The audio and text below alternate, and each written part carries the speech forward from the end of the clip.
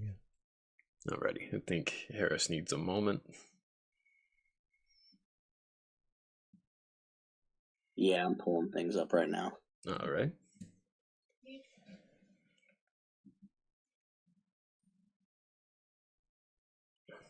Make sure everybody has control.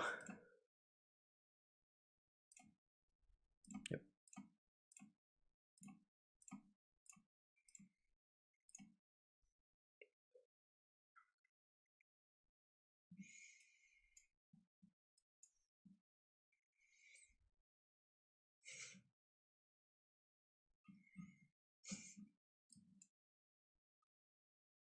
This dwarf near you guys actually looks like a guy I work with. Just realized that. Bummer. Very similar face. All right. Hopefully he never watches this. You'll never know who you are. I hope he does. All right, you guys ready? Yep. Yeah. Alrighty. You are still at the crossroads, continuing to discuss how you might free Geraldine Swift from her debt to the Draconians. You've come up with many potential plans, from engaging Tobias's coup to using the Keeper to force Geraldine out to simply grabbing her and running. The most recent idea involved the use of a newly acquired conjurer's bag to produce a block of gold, which is far too heavy to move. Geraldine is nearby, and she sees the block, and her eyes get wide. Oh, no, please. I appreciate the idea, but... She looks around nervously. Trust me, any Draconian will be able to identify conjured treasure from the real thing. I mean, Bernadette can just sniff it out, and Bernice is an expert. The trick might work somewhere else, but this is not the place. And honestly, I don't want to tempt my luck anymore at this point. Please, do what you have to do. You can come visit me some other time. Tell me about your adventures. And I mean, it's not like I'm going anywhere. You all know that you've essentially been commanded by Lucius Otho to take your rest, and you're all certainly tired enough to need it. You'll need to rest soon to be at your best for facing the knock-knocks tomorrow. What do you do? I think Geraldine may be right. This may not be the time or the place for this. Maybe we should regroup, think about this for a while, get our rest, and focus on what we have to do now.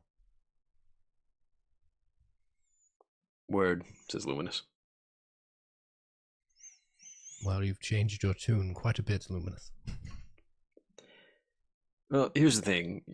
We gotta get rest. We can come back. Hopefully nothing terrible happens to her by the time we do that. But we gotta focus on... We gotta stand on business. Yes. Or as most of us would say, we have bigger fish to fry. I don't like it, but I guess a better plan would serve us better than something we came up in the moment. Winging it. Yeah. I say we go get our rest now, so we can be ready to leave with the rest of the pack. All right. Tell me where you guys sort of hunker down. It'd be really funny if we just like set up camp inside of Geraldine's little shop after we just right over here. I'm actually gonna go and see if I can find a spot kind of over by closer to the keeper, since everybody else is resting in that general area. Yeah, that was my bed down right here on this hay. All right. So as the keeper knows that everybody is kind of tucking in, he goes ahead and does his thing, snaps his fingers, immediate darkness, and in his realm you have quite a comfortable little spot. The temperature is just right. Not going to be a difficult way to sleep, and we assume that you carry the equipment you need for like sleeping and food, everything, so you have your bed rolls, whatever you have. As you all slumber, I'm going to remind you that, Killen, you have a dream share totem with you now. Oh, yeah. Your unconscious minds gather together in a dream, pulled into one collective space by the magic of Killen's Dreamshare totem. You are lying as you are in the waking world, but you each slowly rise in this new space as your minds adjust to the sharpening clarity of one another's presence.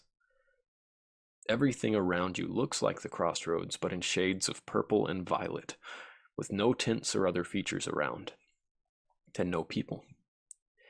The night sky is like black and lavender watercolors, slowly swirling together, but never quite blending.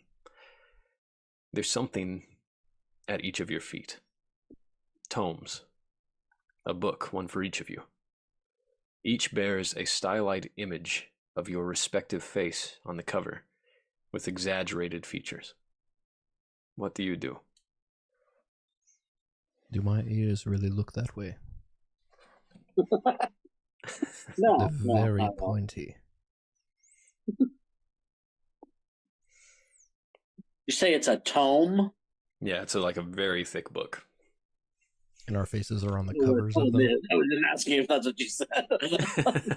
Yeah. Oh, I know you know what a tome is. Mansplaining tome to me over here. Storyteller splaining. Are you DM splaining to me? I open it, bro. Yep. A Librum, if you will. All right. So you Actually, go ahead don't know and, that term, so. you go ahead and open yours, Kill, and you pick it up off the ground, and you see that as you open it, there's a all of the pages look exactly the same. There's the same images on each one of them, but they kind of shimmer and have a little bit of an almost three-dimensional effect on them, as if you could reach out and touch one of these images.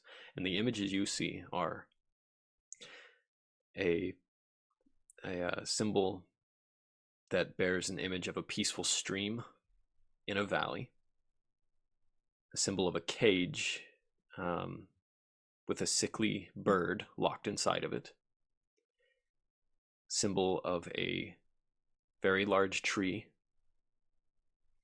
a symbol of a single white rose placed on a stone surface, and a symbol of a closed wooden door with red paint flaking off of it.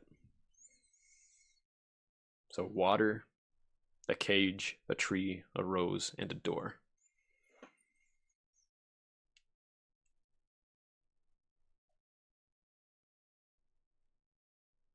Cool.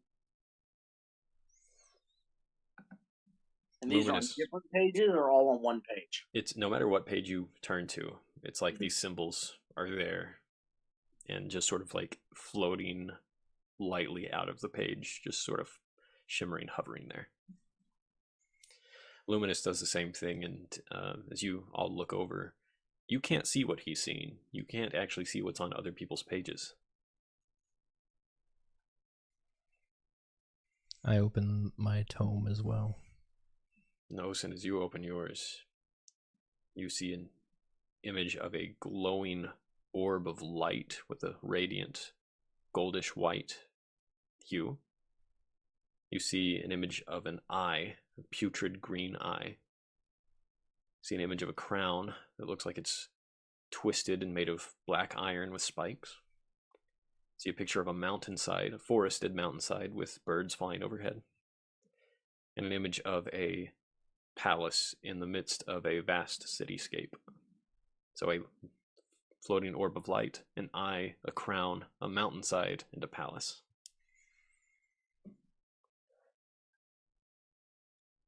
I kind of wave my hand through the images as if to like test what this may be. There's a slight like glow as it passes through each one, and you feel as if you could, if you wanted to, you could grab one.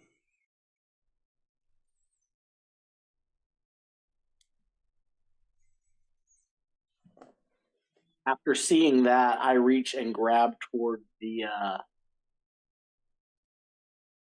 symbol of the water in the valley. So, Killen, as you do this, around both of you, the scene around you switches. You are in a place that looks very much like the ancestral plane. It's different. It's more ethereal. The colors are these hues of purple, violet, lilac. But it's clearly representing that place. And Osint, as you are looking along in the same areas that Killen is looking along, there is a female Chiva like Killen standing in the water with a spear in hand. And Killen, you recognize this as Holds the Ghost. She's the mute ancestral spirit that you talked to before, or communicated with before, and who told you that, or shared with you, that the grand wisdom that she had to offer you in terms of your question about the knock-knocks and removing the sickness was to splash water on you and become playful. Yeah. And she stands in the water there and sort of looks right through the both of you.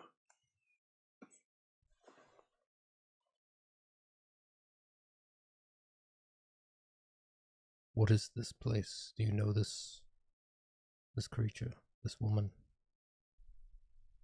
Yes, this is. Was she like my great grandmother or something like that? There was something like that. Yes, she is an ancestor. She is the one who I thought had told me that reaching the joyful side of those with the grinning sickness would help cure them, but I feel I probably misunderstood her. But this is Holds the Ghost. She reaches down out of her bag, gets a cup, a wooden cup, pulls it into the water and sips it, and you watch her ears twitch as if she's listening for something. Does she know we are here? I kind of bow as she does that. This is different from the ancestral plane that I've been to before and have accessed it differently. I don't know that we're actually there, but if I understand the magic of this dream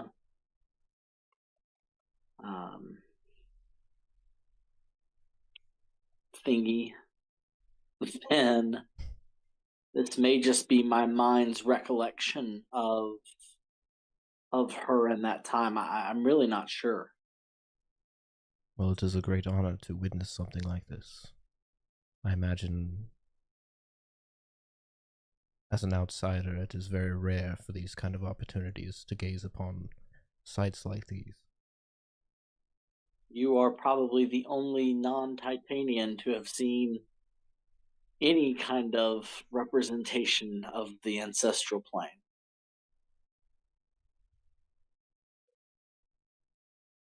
And what you see specifically, Osinder, this is a very exaggerated landscape valley with huge mountains on either side. This jagged, beautiful stream that she's standing in, and there's just a lot of dramatic layering to the landscape. Every way that you look, things are very large. Even the trees here that you see in the distance are very large. I walk forward to her. She makes eye contact as you approach. And I kind of, sorry, go ahead. Go ahead. I was just going to say, I kind of forget that Osint is here, and just kind of focus on her. And I say, I'm trying to make sense of the wisdom you gave me. I'm scared I don't understand. And I know what you were trying to tell me is incredibly important.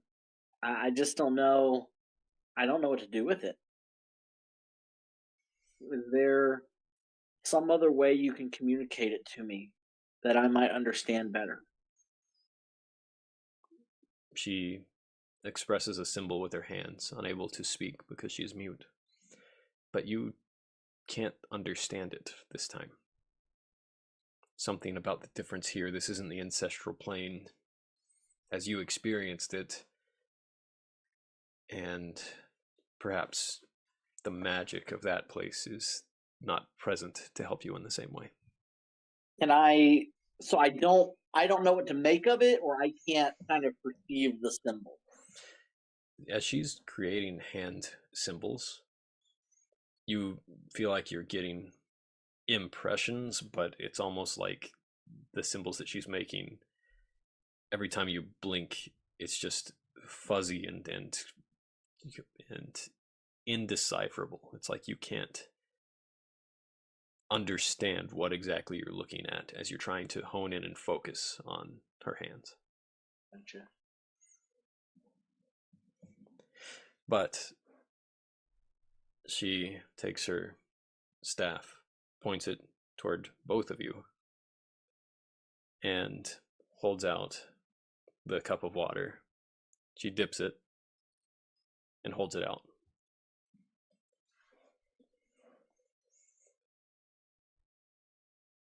I let Killen take it first. I reach for it. You grab it, and it is a cup of water.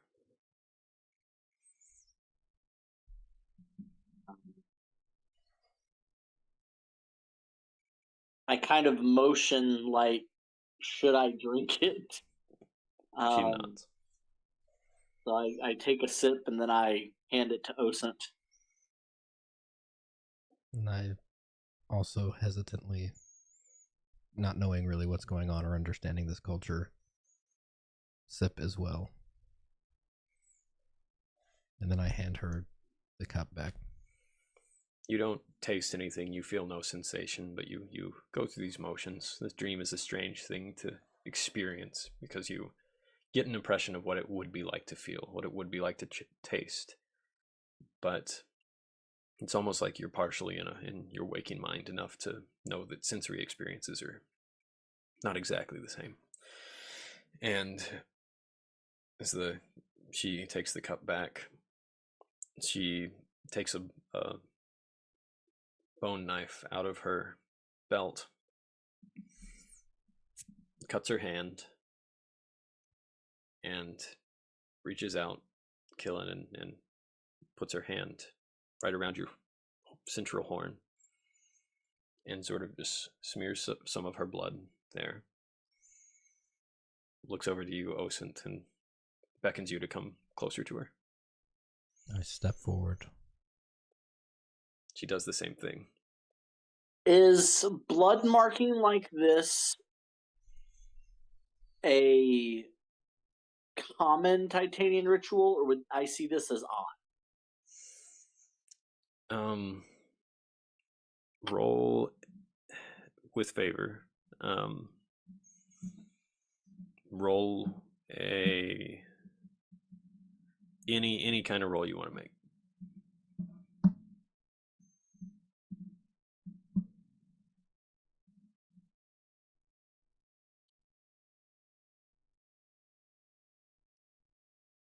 Like mind roll. You said with favor? Yes.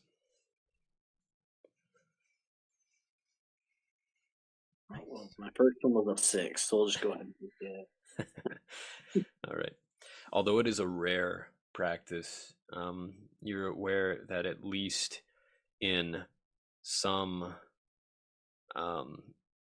martial competitions, there is a practice of elders sort of choosing a champion in some way for specifically for the purposes of a fight to come by doing something similar.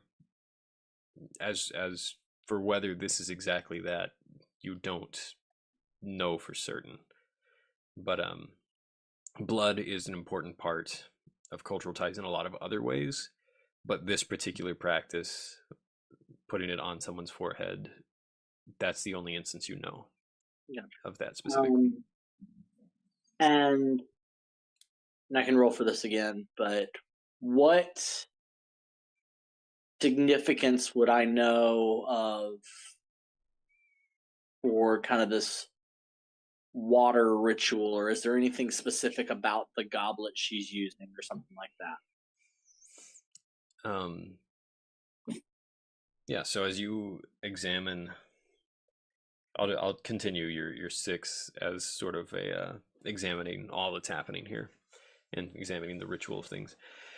This is a very plain wooden little hollowed out cup, and so no particular significance to that. It seems like this is someone just freely sharing water.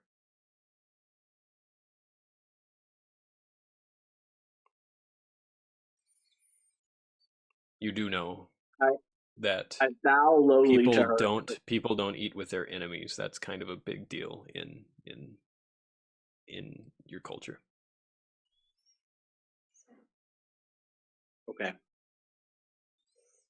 Well, I bow very lowly and kind of motion to Osint that he should too, because of the honor of being chosen as some sort of champion for a fight to come.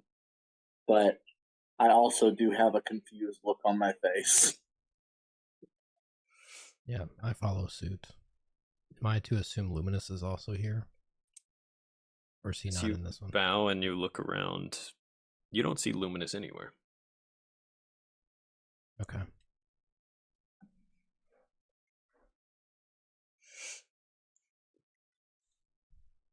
You do see the glow of the book that you have tucked under your arm, kind of this pulsating glow, as if it's trying to get your attention. However, Osen. So as I bow, I kind of notice the glow of my own tome, and I open it back up, and I see the orb, the crown, The eye, the mountainside, and the palace.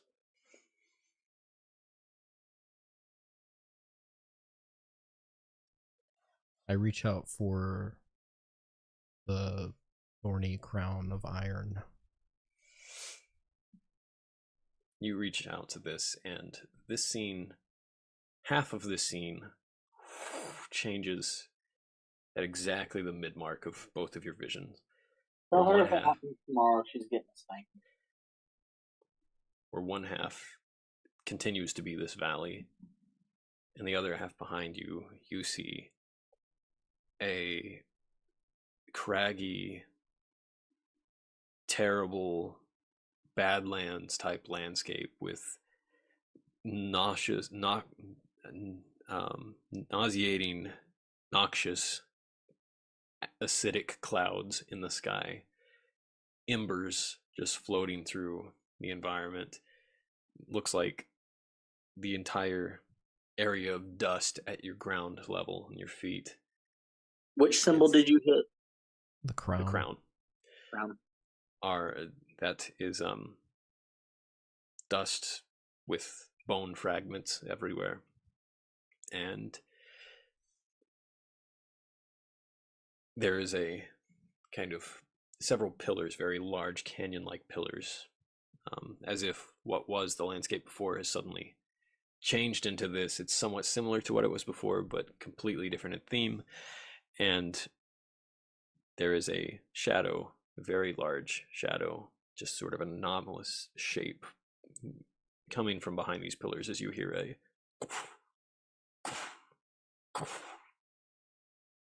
and a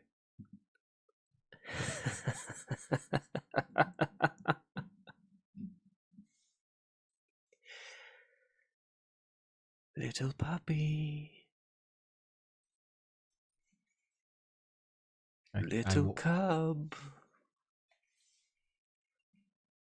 I walk toward the shadow with the understanding from the experience in Killen's dreamscape that most likely I will not be harmed, but still a little uncertain. So in this shadowy space, it seems that as you see the shadow approach, there's almost like a shadow aura that continues around it, and there's suddenly in the midst of this rocky canyon, at the same elevation as you are, you see down this, it's like a rocky alleyway, and in the aura you see these bright yellow lights that almost seem like they have fire moving behind them. These eyes, two of them, looking at you.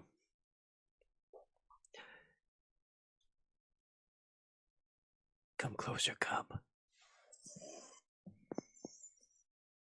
I step forward. Who are you? I think you know.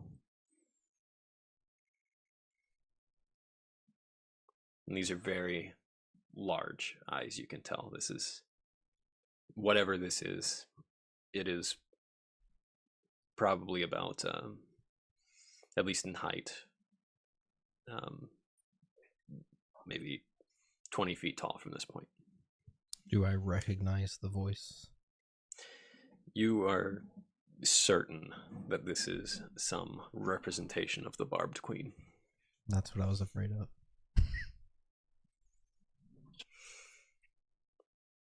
Is that who Red used to be? Yeah. This is such a nice place. I would have loved to have come out to a place like this if somebody had just let me. Maybe we should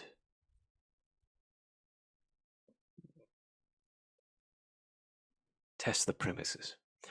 And as she sort of steps forward out of the shadow space, you see this just ugly lion-like manticore face, very large, comes out, her two wings with this almost gaunt skeletal appearance to them with tatters on them, her forked double scorpion tail at the end, gaunt body, and your ancestor sort of steps ahead in front of both of you as if to defend both of you, and she says, "Oh, cute."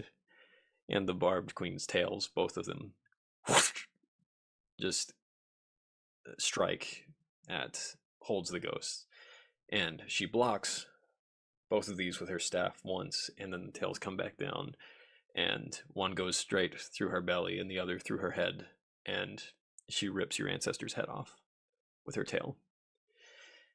And the rest of the scene disappears into the hellscape that she brought with her. And she comes closer and closer to both of you. What do you do?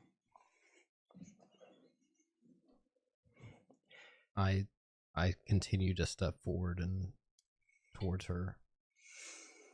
Oh. You were always so brave. It was one of my favorite things about you. She gets closer and closer. And to keep your resolve, roll a spirit check.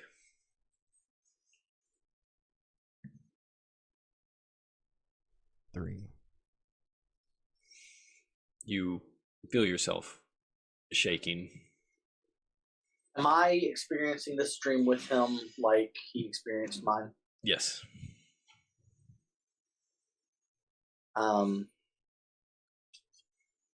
Sorry. So what is his response there then? So you're starting to shake, and you're having difficulty moving forward, Orson. I put my hand on his shoulder and kind of to give him a steadying and boost of confidence there. All right, Orson, you can roll that again. Apparently, Didn't help. I'm hurting more than I'm helping. All right. I kind of, I guess, stumble a little bit, but I get back up and I stay where I'm at. I don't advance anymore. But I say to the Barbed Queen, "You no longer have any power over me."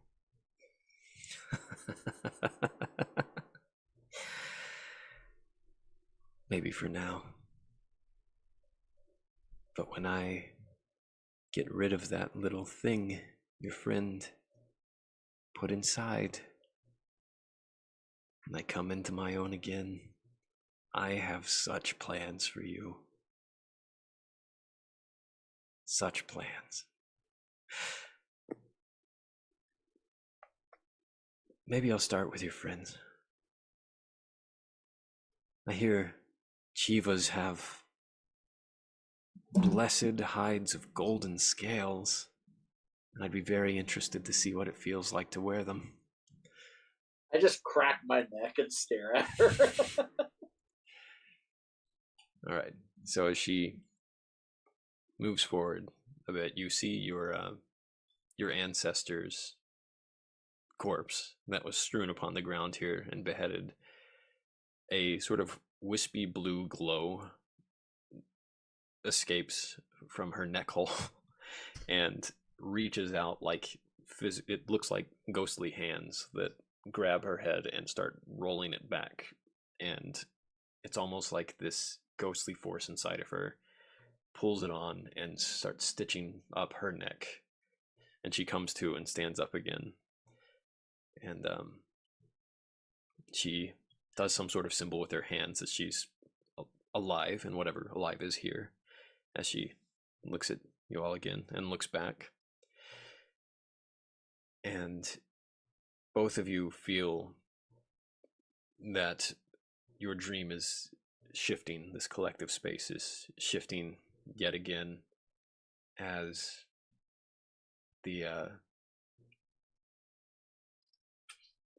they seem to be going into battle, or about to be going into battle yet again. You're both suddenly in looks like a library space. The scene is completely shifted. You're in a very large, quiet stone library littered with books. They're all over the place, and there are a bunch of sort of adolescents of various species and cultures studying quietly.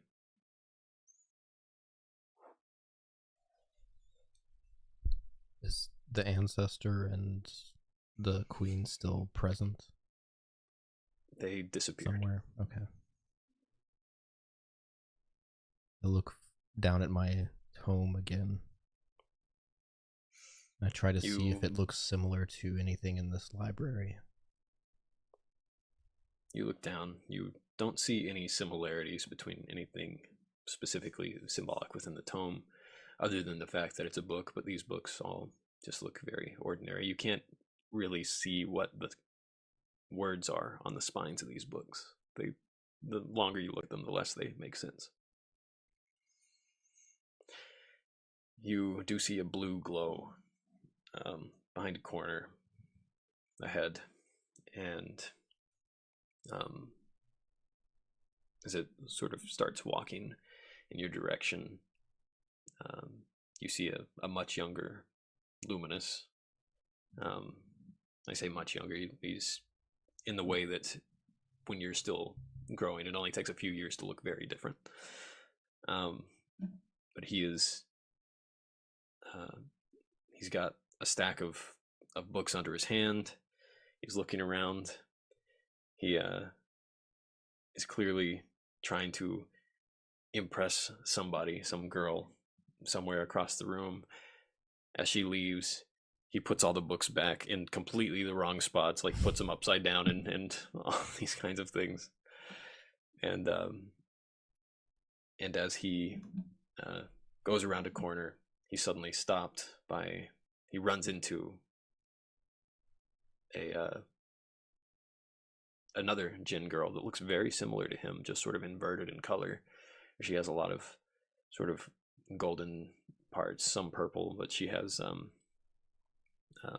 similar smooth skin to him, and you know this means that he's less of the elemental Jinn bloodline and more of the divine Jinn bloodline. It looks like she's kind of the same, and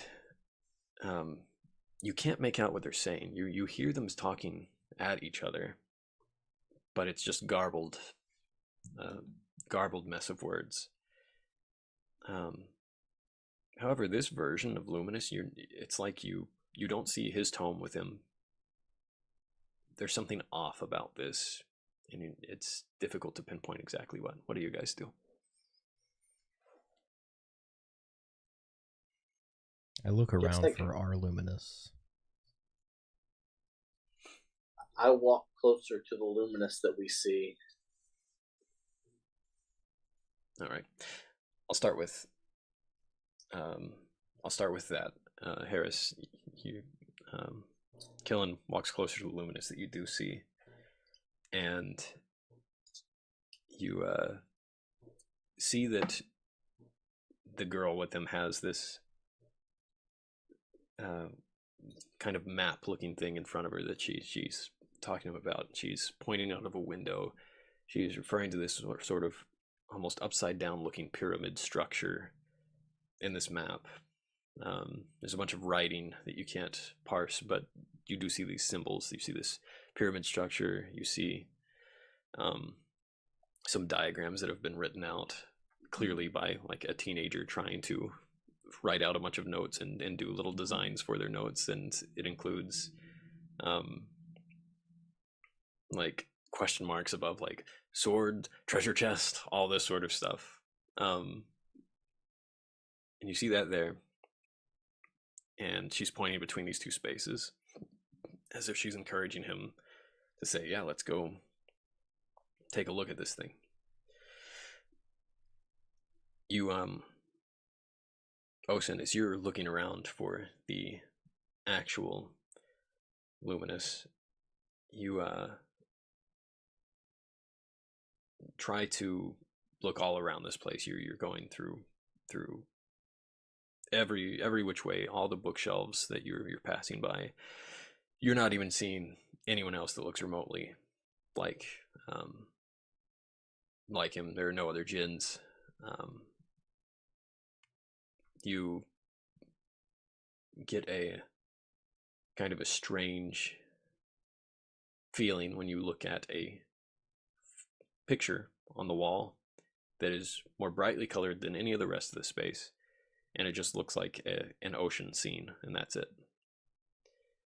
And it has kind of a golden trim around it on the frame, and it looks like it's standing out. It's unusual in this space. Okay, can I approach that and inspect it? Sure. You get closer, you inspect it, and it's like the waves are moving through this. You reach up, touch the surface of it, and it still just feels like a painting, or your hand, as you're witnessing it, is acting as if it feels like a painting. But there's this moving image of an ocean there. And that is kind of the extent of the experience that you have in front of this thing. But it seems odd to you, for sure. Like it is clearly indescribably odd in a way that doesn't require any kind of roll. It's just, it doesn't feel right for the space that you're in. And Killen, as you look at these things, actually both of you have this experience. You continue to have the book seem to be getting your attention again, trying to like shake in your possession and glow and pulsate with light. I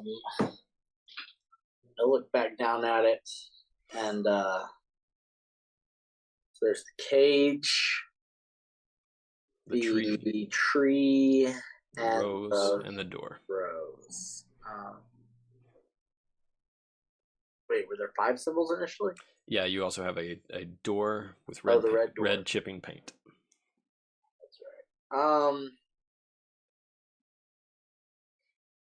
I have vague ideas as to what all the other ones might be. Door is freaking me out.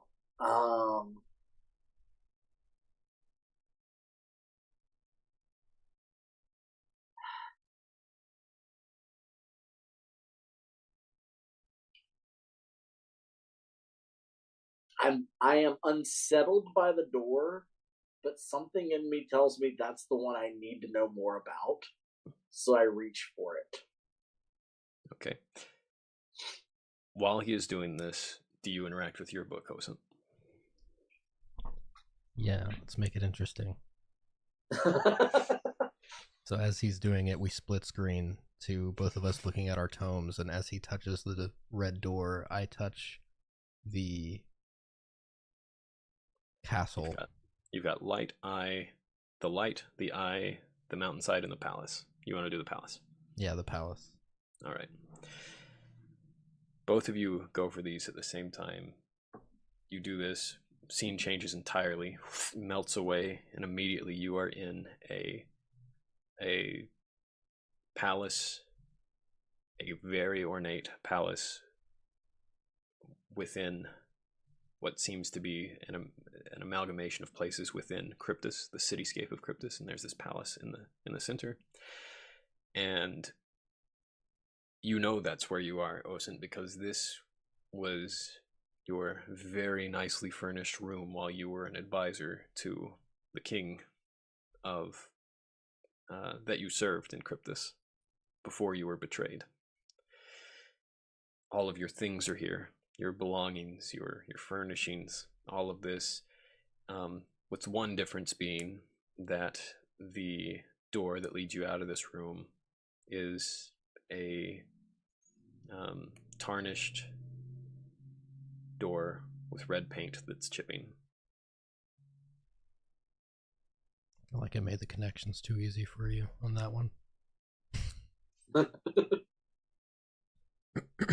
I kind of scan around, just reminiscing a little of all the things I had collected that helped me with my job and my service to Cryptus. Kind of scanning the shelves of things I've collected over the years. You see, you have a large, impressive skeleton of a creature that's sort of hanging up like a museum piece from the ceiling. What kind of creature is it? Ooh, a large skeleton of a creature. Akiva.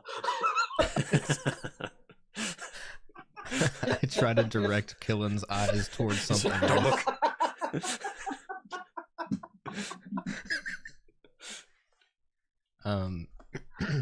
Awkward. I imagine it's actually just like the skull of something that looks almost like what we would think of as like a mammoth. Okay. But it has like scrollings and carvings on the tusks, but it takes up like a ridiculous amount of space in the room that makes no sense for a living space. Something that big, would I recognize it as Titanic? Yes, you do recognize this as actually a somewhat you would guess with your expertise automatically that this is a somewhat deformed Titan blood, not Titan, but Titan blood Cyclops with very long tusks that were probably ritually carved this way, and by the look of it, you'd guess that this was actually some kind of chieftain. I was actually Based on the also markings. picturing a I cyclops look at skull. Osit impressed and just say, "Where'd you get that?" That may be a story for another time.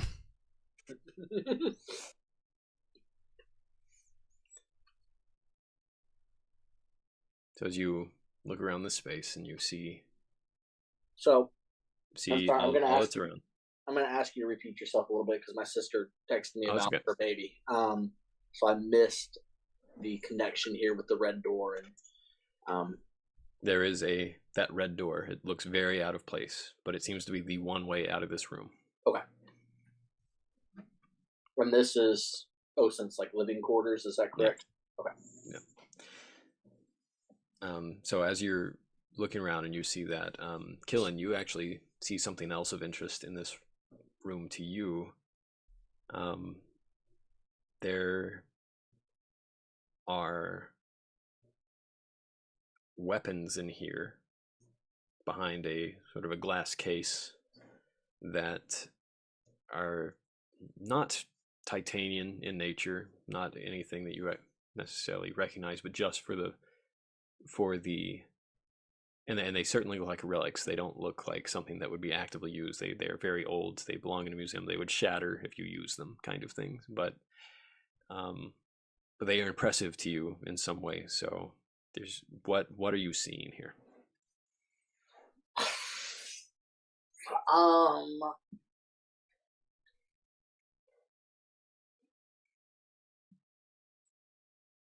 So they're not inherently Titanic.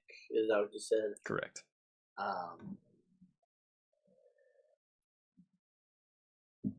They're not Titanic or not titanium? Titanium.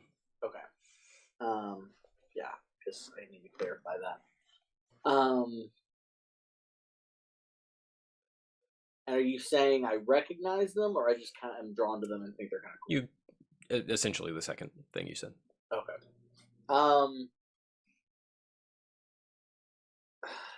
They are. I mean, like you said, just kind of antique and various weapons, but they seem to be more. I would see them more as hunting tools than weapons of war, maybe. But they're very unique, and I wouldn't actually even really be able to name them necessarily. But I just kind of think that would be a better way to hunt some of the things we've hunted if we had access to these kinds of tools. And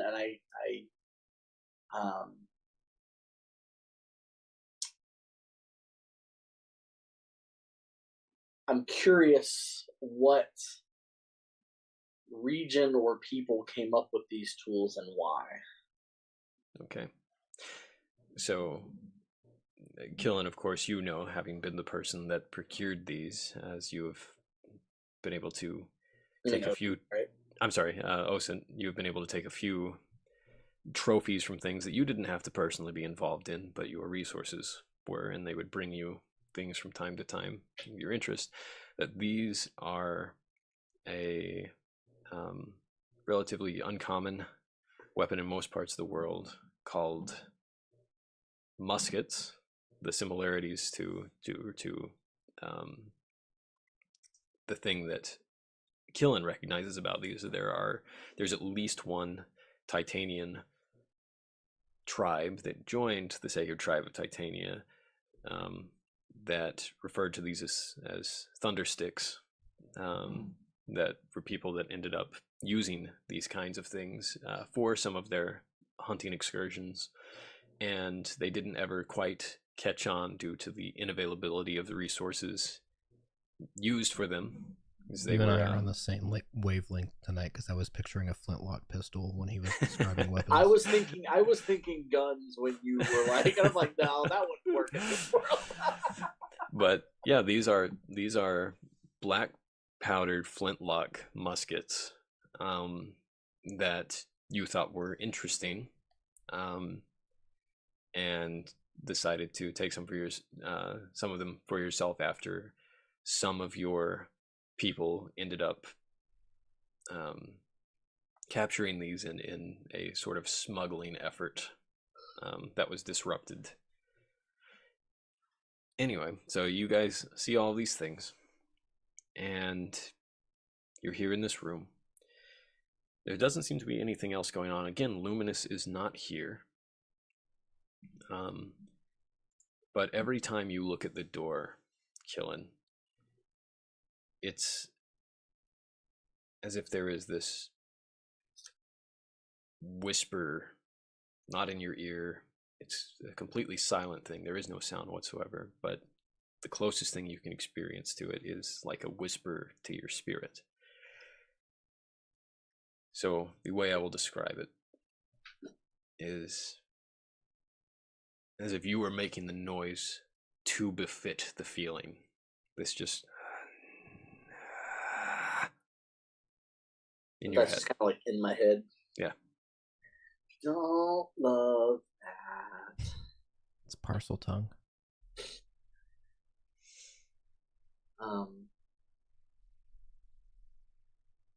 I asked Osen, I said, did you hear that? Osen didn't hear anything. Hear what? There's something about that door, and it's in my head. I recognize a lot of things in this room, obviously, because it's from my memory, but that door in particular stands out as something I do not remember.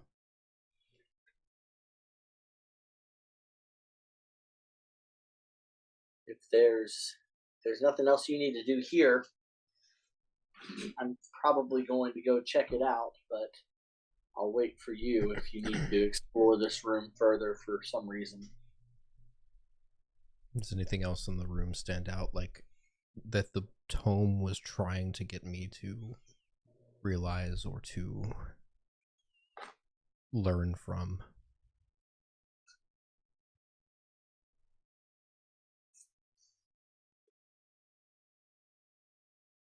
You tell me if there's anything in this room you want to see. There is a particular keepsake that Osen had from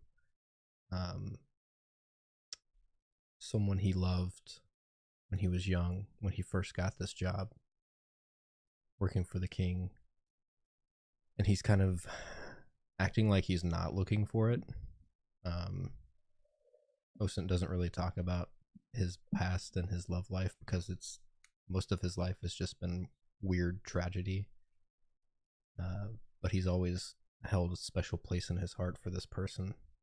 And so he's kind of looking around to see if he can catch a memory, a glimpse of the memory of this thing that was probably destroyed once the war and everything happened. Actually, I think I just mixed up my old character with Osen, because this wouldn't have been destroyed. I was thinking of Donjon. Yeah, but he hasn't been here in so long that he's reminiscing on this keepsake that he has somewhere in a drawer, I think. All right. Well, as you are going around and just sort of running your fingers over things and looking not particularly intently, and you come across the space where there is a drawer with a hidden way to open a secret drawer in it. Do you want to open it? Yes, but I look at Killen and I say, let's proceed to the door. Okay. And as he walks away, I secretly open the drawer. Okay. What do you see inside? It is just a very small, simple ruby ring. All right. You see it, and do you want to do anything with it or leave it where it is? knowing it's a dream, he just kind of takes a mental picture and feels a little nostalgic and also sad and happy at the same time, and then he closes the drawer. All right. You close the drawer back up. You go over to get closer to Killen as Killen is nearing the door. So Killen, you get closer and closer, and you continue to feel unnerved by this door. It's ugly. It's battered. It's chipping away. This dark red paint that has clearly just never been taken care of. And it's wooden beyond the paint on the chips. I take a deep breath and open it up. So you take a deep breath. You approach it. As you're reaching out, you hear, right before you get to the point that you open it. So something's knocking on the other side. Yes.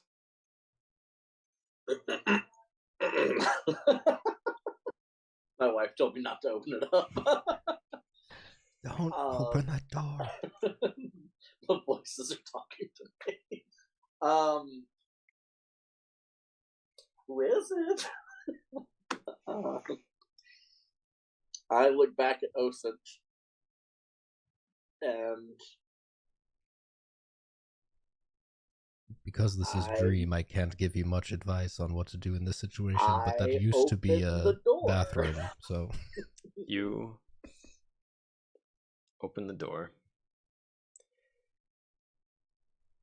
You all wake up. And... Well, I hate that. And it is the daytime hours at the crossroads. And Osen, as you look over, Killen, I need you to make a... Oh, shoot, I know what it was. I know what it was. I need you to make a spirit roll with penalty. Dad, gummit! As soon as I opened it, I realized what it was. Yeah, I just got it too.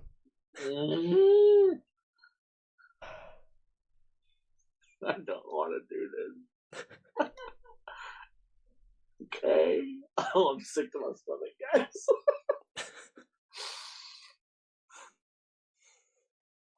Oh! That would be a 5. Okay, was that with penalty? Yeah, it was a 5 once and then a 6, so... You fail your roll.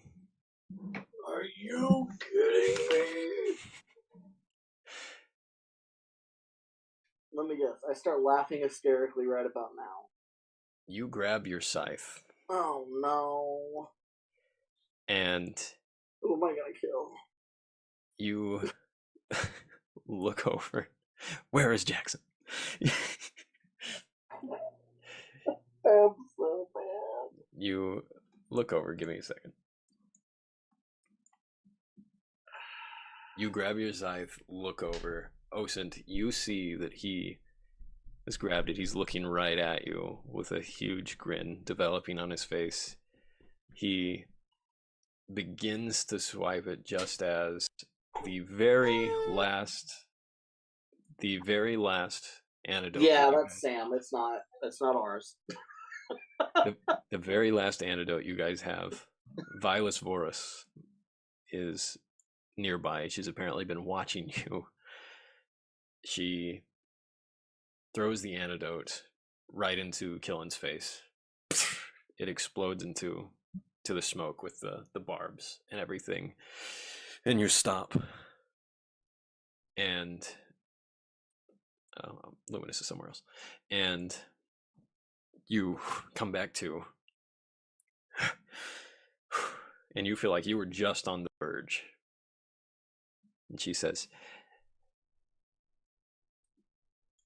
"It's a good thing that I was watching you all. That could have been very bad." I just look at Osen. I say, "Don't touch the red door." I was ready with catch weapon. I didn't know what I was gonna do after that, though. Where is your friend? I look around for Luminous.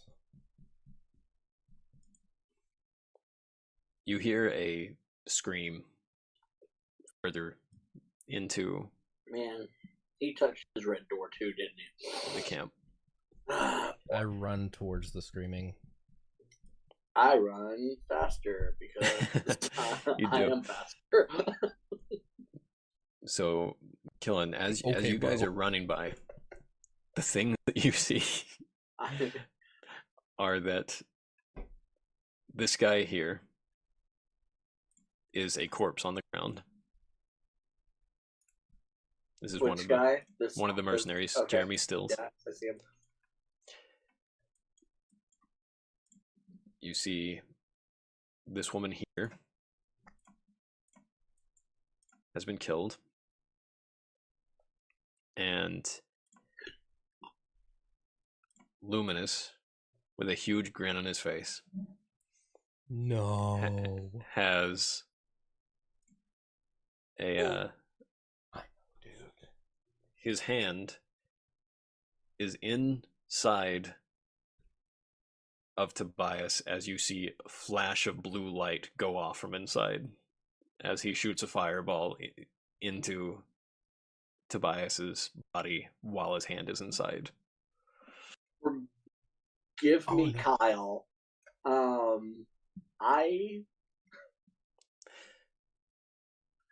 As all of this is happening, these two guys come through, these two bodyguards, and they look like they're about to just decimate him, as he's very happy he's still got his hand in there, as he's looking back at all of you and just laughing hysterically. Does he still have, or do you have, the bag, like the summoner bag thing? I don't know who has the bag. Is it in your inventory? That is Kyle's. Okay, is it on his hip? He is wearing it. Yeah. Okay. As everyone's rushing to this and this scene is playing out, it looks like people were just waking up to find these bodies, and that's where the scream came from. You see the ground itself shape to encapsulate him up to his arms, and the shoulders and his head are sticking out, as it seems the keeper himself is intervening at this point. So we'll put him as restrained. I'll just make a note here. I'm glad they restrained him that way, because I was about to hit him with a pinning shot. Well, my suggestion was going to be that we get the bag and we basically just put him in the bag, because I know it can hold a creature. It actually, as written, it can't hold living things. Oh, I thought it could. I thought that was the whole. Okay.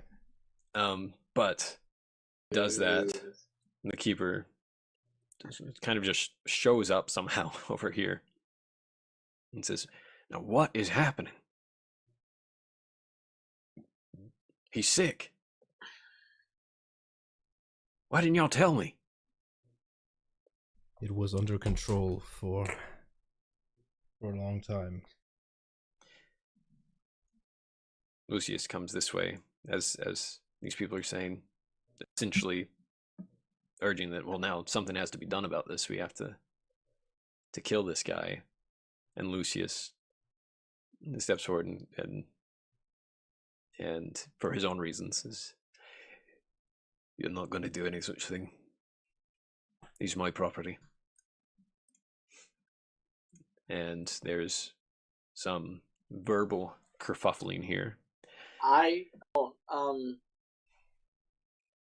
guess I don't know if I'm fully up to date on Luminous's conversations with the hand, but I raise an eyebrow and I question his use of the word property. We have somewhere to go, so we're going to be on our way now. We'll take him with us. We'll keep him enchained.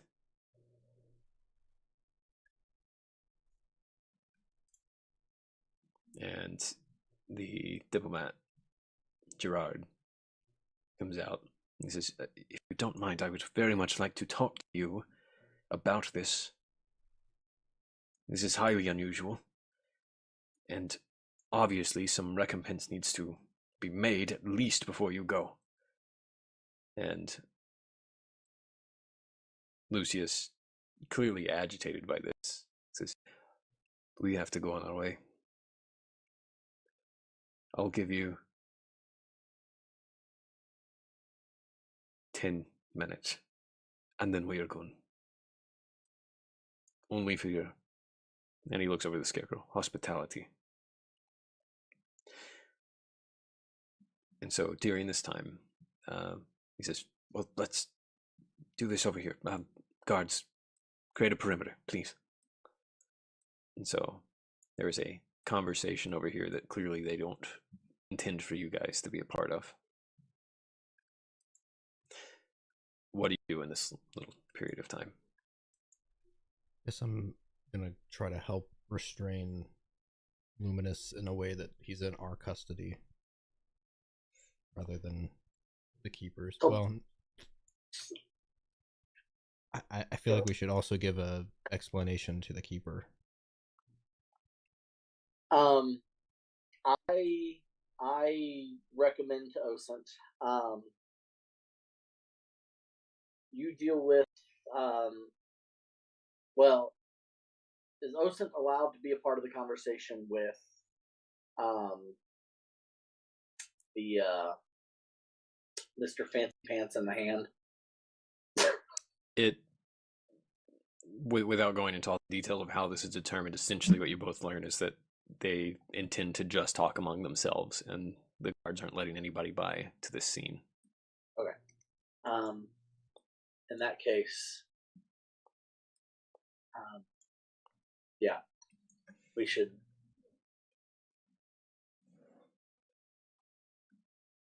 talk to the keeper.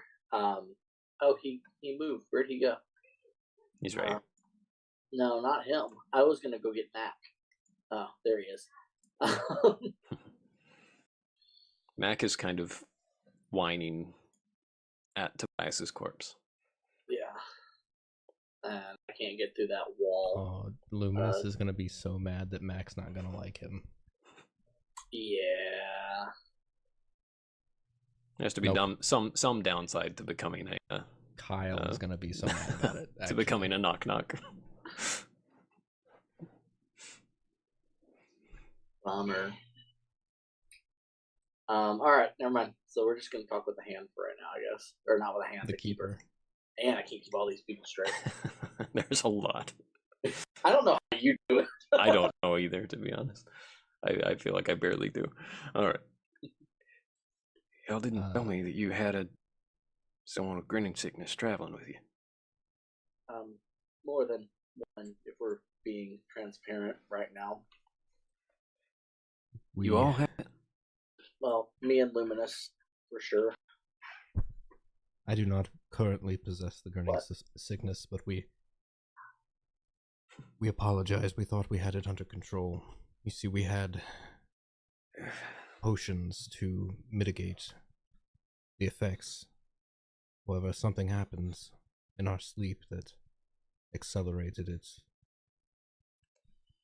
beyond our control. I guess there ain't nothing we can do about it right now, aside from what's been done. I need him out of here. I can't have those things inside of you stay here.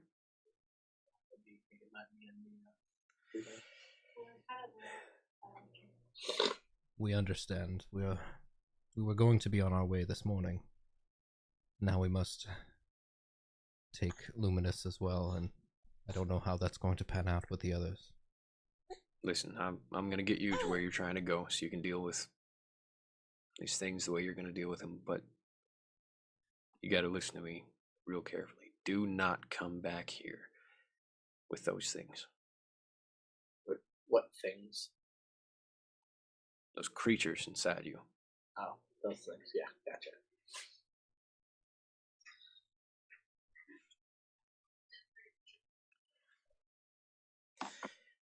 All right, I'll see if I can get you as close to that knock layer as I can. That was the deal I made. So we'll do that. We're oh, this is a mess. In a lot of ways. Well,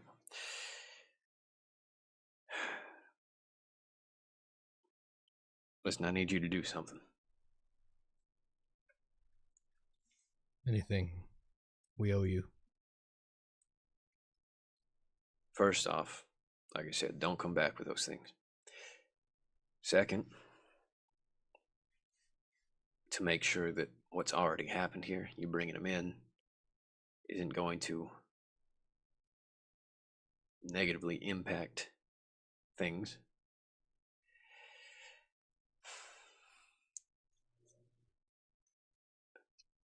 Got to think of how to do this.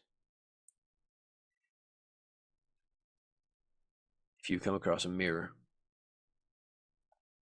you come across the mirror that I mentioned that I want before, come across any kind of mirror that seems magical, significant in some way, you bring it to me.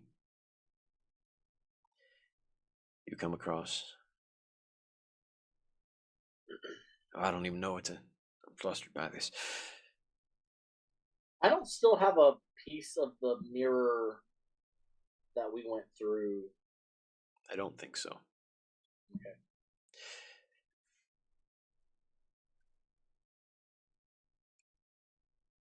I need you to understand that what you potentially did here was create a door for them to come in.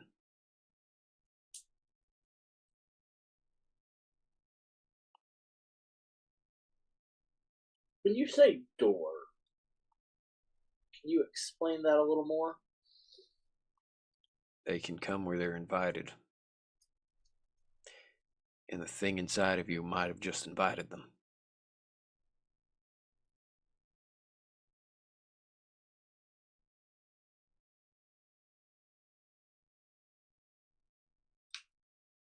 Understood. And you need to get some help. And I don't know where you're going to get it. The only way that I know to get rid of what you have, the only way that I know it has ever worked, is through Grammy Grins.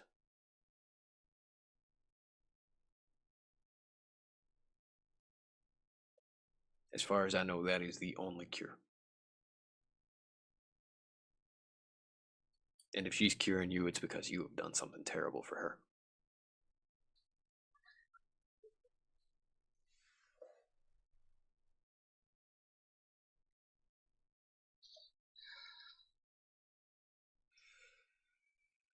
We're doing what we can to deal with the situation. This is largely my fault for being deceived by Crucifia in the first place. Well, let's not throw around fault right now. What's happened has happened. We've all made mistakes. Just make right on this. If you can bring me that mirror, it might be able to stop any kind of incursion that might happen here. Do what you're doing. I know it's not something you're going to go looking after immediately.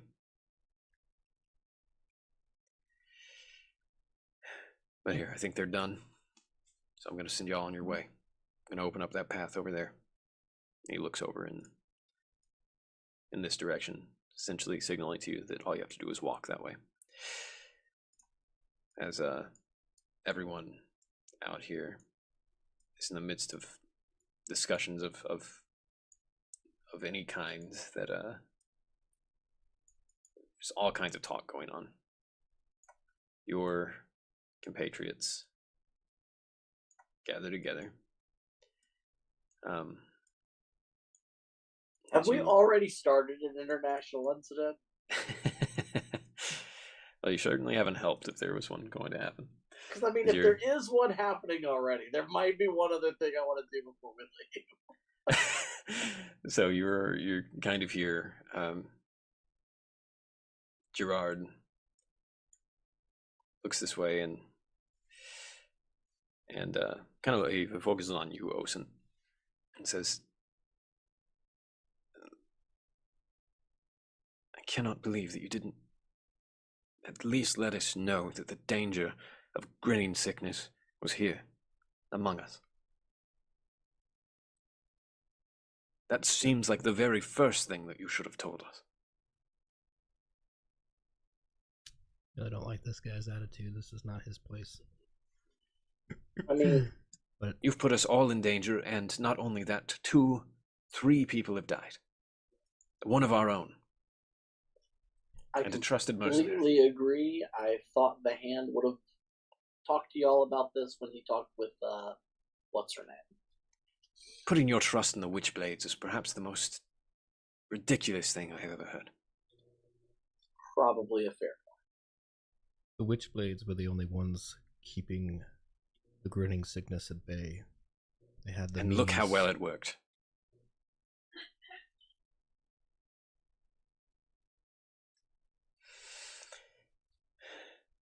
Don't come back here. Don't come back here unless you have the means to make up for what just happened. This was a life. This man's life may not have been as valuable to you if you knew what he was planning on doing. I'm not talking about him. I'm talking about our person. And he's not a life. He's value for your system. Forgot about that person. Is put her there. Whatever your dealings with the Keeper, I know that if I understood that, it seemed like he was willing to invite you back in. We will have a talk with him to see if that is going to happen. Nonetheless, be gone from here. These people have to go. We will come and go as we please. Until next time. And I just walk away. All right. And yeah, we should have just Ivy done and the coup, guys. We should have couped. Yeah, Tobias was right. Ivy and Vilas so have him enchained. Mm-hmm.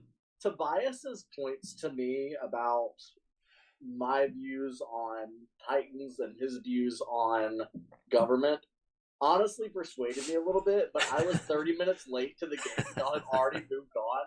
I was this close to siding with Tobias. I just wasn't there for it.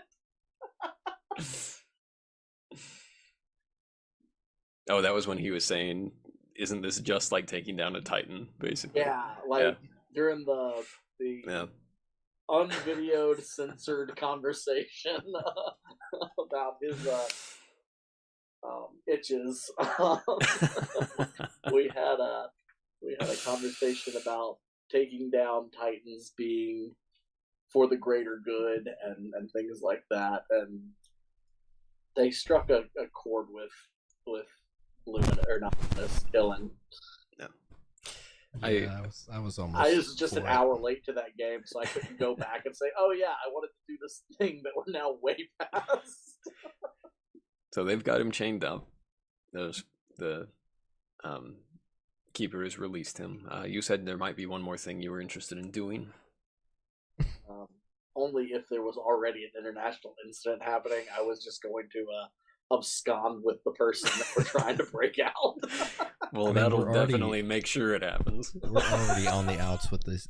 We're already on the outs with these. If there's already a war happening, I'm just gonna take her.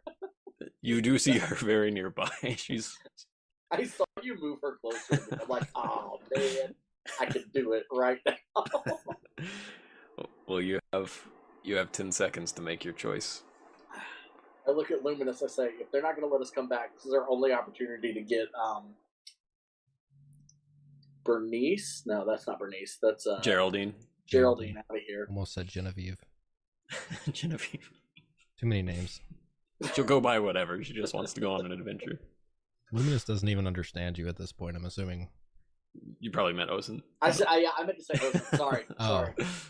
Yeah, I'm saying this to you. Okay. Luminous is cackling as he's staring at Tobias's body. I walk past him again. And then I stop and say as if I was going to stop and say something else, and then I just keep walking.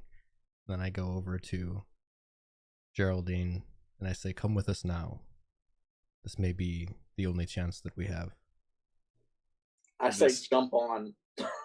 So as this is being noticed, these people are We're gonna start agitated. A war. We're gonna start a war.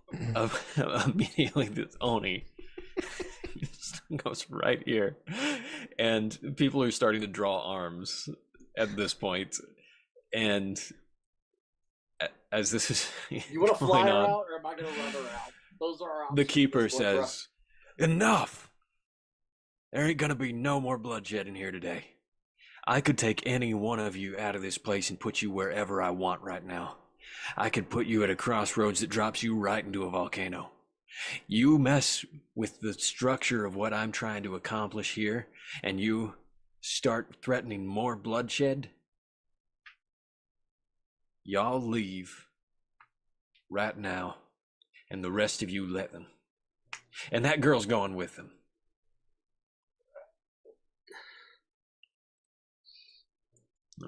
I really don't want to be on the outs with the keeper. No. I'm not making Matthew McConaughey mad. Things are not all right right now. As we do pass him, I apologize again, and I say, "I'm sorry for the trouble that we've caused. We will make it right. We'll find your mirror. Just make it right." All right. And so then I as just walk away. you're allowed to go on, but you have severely kicked the wasp nest here. Yeah, I don't like these people anyway. There's more of us than there are of them. Make sure I got everybody. All right. So we'll go back to you go through the crossroads, and I gotta pee up your back.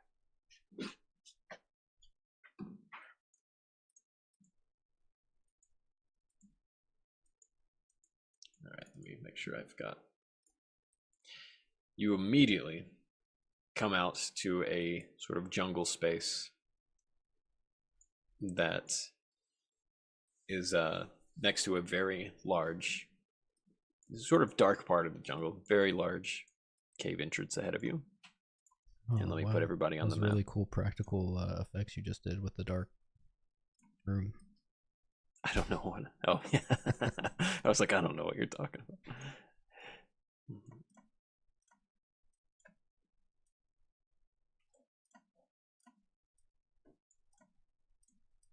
Let me make sure everybody has their.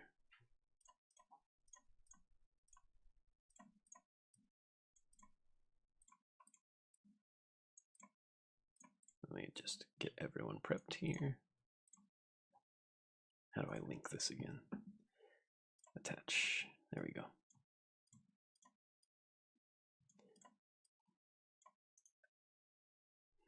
And who are we missing? All right. So I can. Harris just disappeared because he's still in the crossroads. He hasn't walked out yet. They got him. They got him.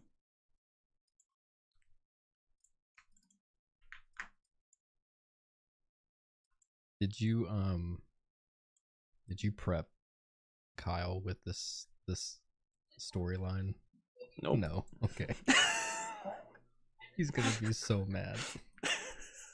Oh yeah, let me. Where's Mac? He's not with you guys. What?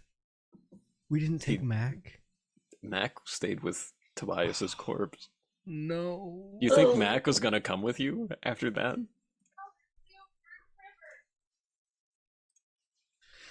Oh man, Kyle's gonna be so mad. Oh, I don't like the look of that place. That's terrifying. All right.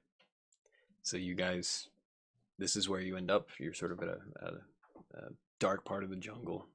This is the cavern ahead of you. The jungle's all behind you. And this is where the crossroads lead. So the good news is there's a crossroads crossing right here. The bad news is you are not allowed to go back through it based on the rules you just just established. But everyone's here. Geraldine says, "Oh, well, this is very, very exciting. Very quickly. Wow. You wanted adventure. Does anybody have a weapon?" Yeah. Do I have something extra I can give her right now? Do we see any Balrogs or similar creatures in this cavern? You don't see anything here other than darkness ahead and 3 large skull type rock formations with a staircase leading under one.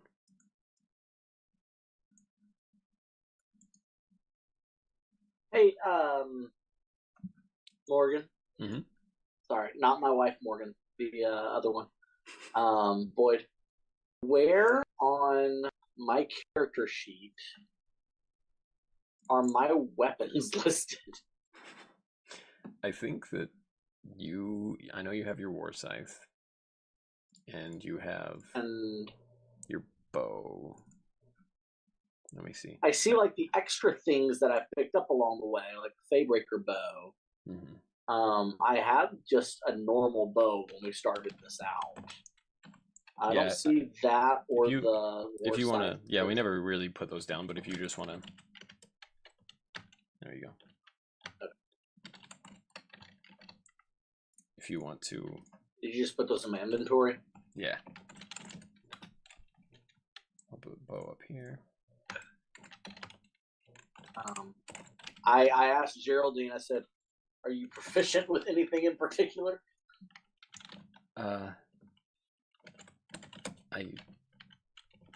I'm not very good at cells, but it's probably my greatest strength. Okay. I've never fought before. I mean, when I was thinking of adventure, This was a mistake. I was thinking maybe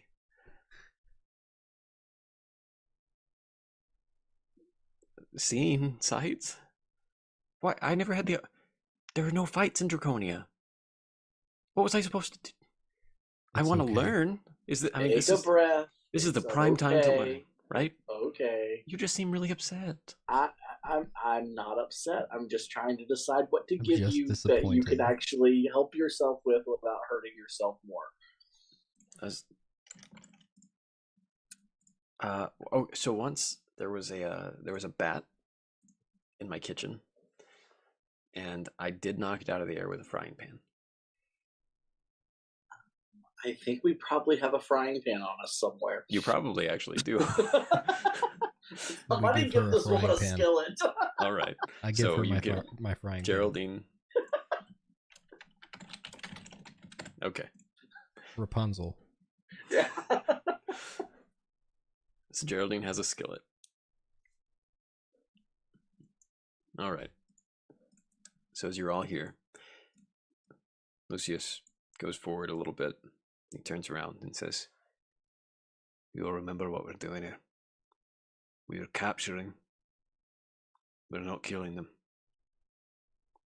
They're to be harvested so that you can continue to live as well as others."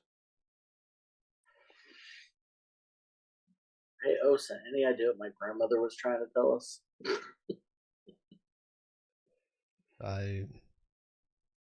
The ritual seemed like a preparation of sorts, but until we're there, I don't know if I will realize what she was saying. Need to talk with Tyrannus if we ever get back to camp. Lucius says, "You, Dron, you're the only person that's been here. What do you know?" And Otago nods. "In case none of the rest of you know, when I arrived here on the island through time, this is where I started. The creatures in here, the knock-knocks, when I was here, it was like they were hiding. They had their hands over their eyes, like they were sleeping, as if that's the way they slept, just standing there.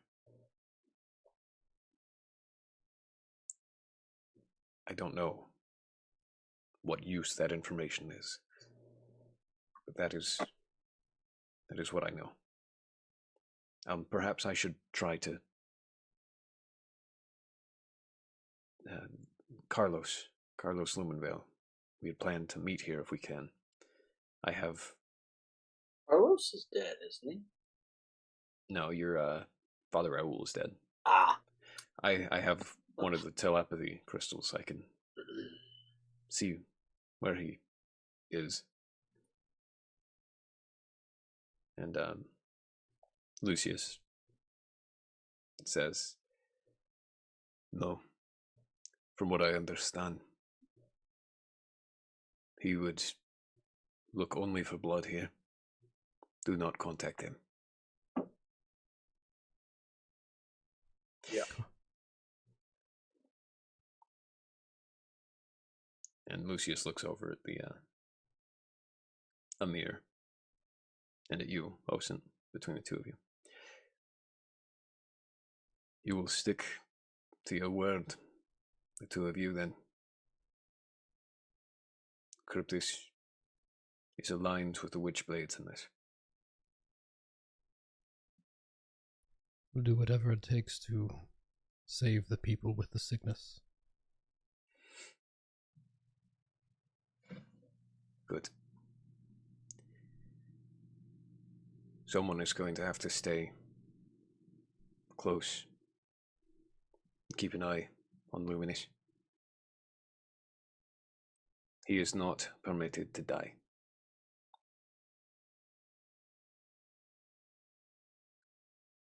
Ivy, you're our healer.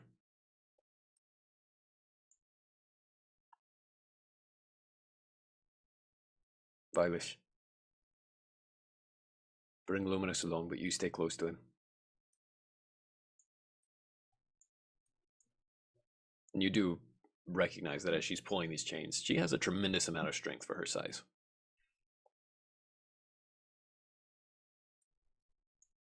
You two, you fight well together, so you do so.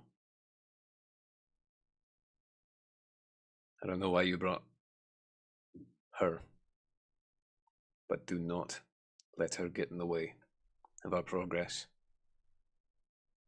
He's real tired of him. Maybe our only hope to save Luminous at this point, unless we find Granny Grimm's. Otago, you are the guide through here. It was limited, but you've the most experience with this place. Amir, you also stay near Luminous. And Sorsinius, since we all know that you're here. And Geraldine says, "Who's Sorsinius?" Shh. You. We've had our differences, but you fight well. We're not killing this time. Remember that. Otago, you take the lead. Alright, do you guys want to do anything before you continue? No, we gotta get going. As you go through, it is cold, cave cold in here. It seems like it gets even a little colder. And as you walk across this. This is clearly some sort of petrified bone that you're crossing over. It looks like rock, but it seems like it's more of a formation of, like it actually was the spine of something that is petrified over time, calcified. And you continue on. There are lit braziers here. The only noise is really from their flickerings. It seems like they might be magical in nature to continue in this way. As you get closer and closer, you see that most of these skulls, they don't have any depth or anything behind them. The only passage forward is a small passage to the left of you, is a small staircase that's broken off. And up ahead of you is a staircase clearly leading down. And Otago says, "That's the way that I came in. That I came out, I suppose." So he leads you forward, and I will reveal the next part of the map. Hey, Morgan. Yes. Seemingly random question here. Can you remind me what the blue and purple drake wasp stingers did? Yeah, the blue was ice, and the purple one was like acid. I thought green was acid. The green one was poison, I think. Was poison, yeah. So the acid was like a corroding thing that would corrode through armor, and the green was the poison. All right, venom. And then yellow was like electricity, and red was fire. That's correct. Okay, cool. All right. You guys enter into this next little place, and there are the light from this area seems to be coming primarily through these crystal formations. Oddly beautiful here. And it actually does look quite nice. However, this water is stinking, putrid, and while it shimmers in the light, it is not not pleasant on that front. There is a land bridge to the right, and then there is a passage up ahead to the north. So as everyone collects here, Otago looks around and says, "This is where I was, right here between these crystals. There were knock-knocks here before, but it appears they are not here now. I am." You see his hand shaking a little bit. One of his four hands.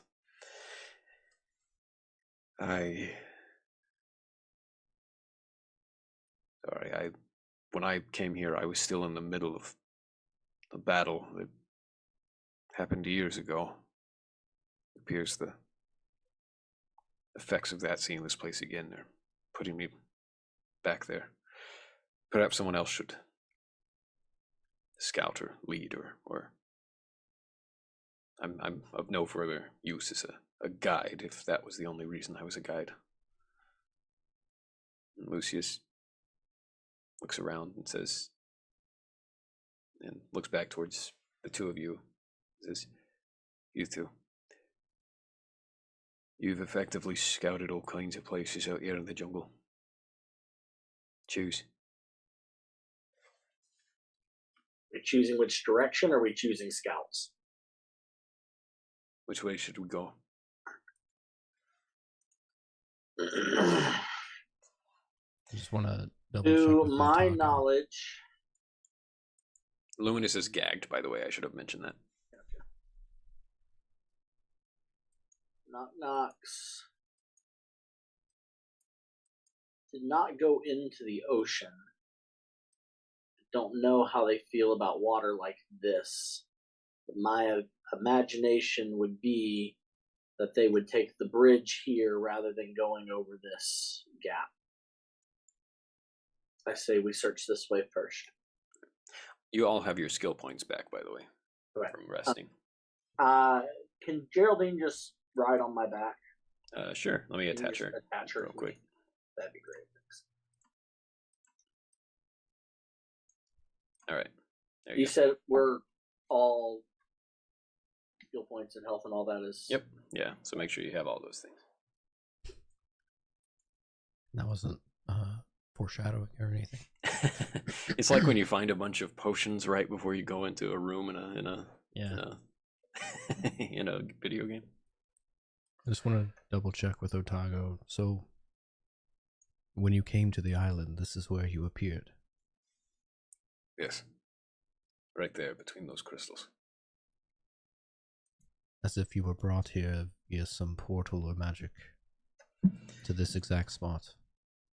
It does, now that I look at it and I'm able to focus, it does seem like an exacting kind of spot, yes.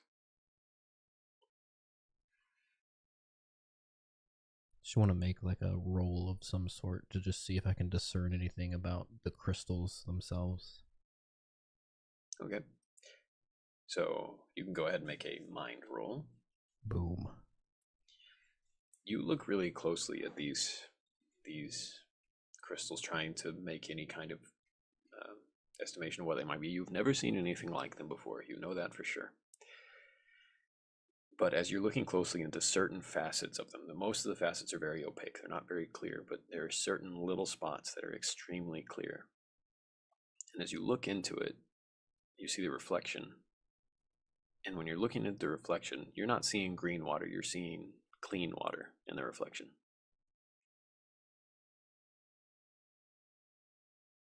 Does it look like the same room, the same water, just different water?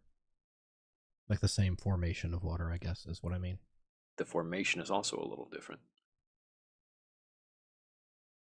In what way? Thinner stream.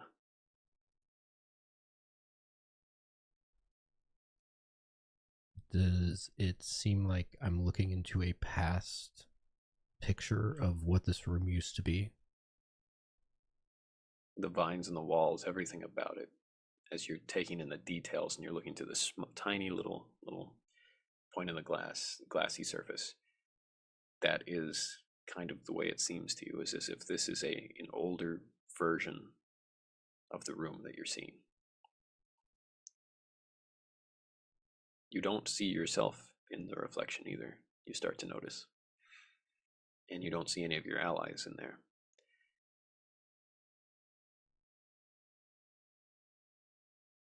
Do I see anybody or anything besides just the room itself? It seems like it's just the room. And as you continue to look at it, you do see what appears to be someone kind of walking this way. It seems like a thin girl with a hood on, walking over here, walks right up, kind of stands in the same spot that you're standing in, leans down, and it looks like maybe an adolescent girl. She has kind of a pleasant smile on her face, and she looks in, just a human, looks at you, waves, winks, and walks away. So she definitely saw me through this crystal. That certainly seemed like what happened.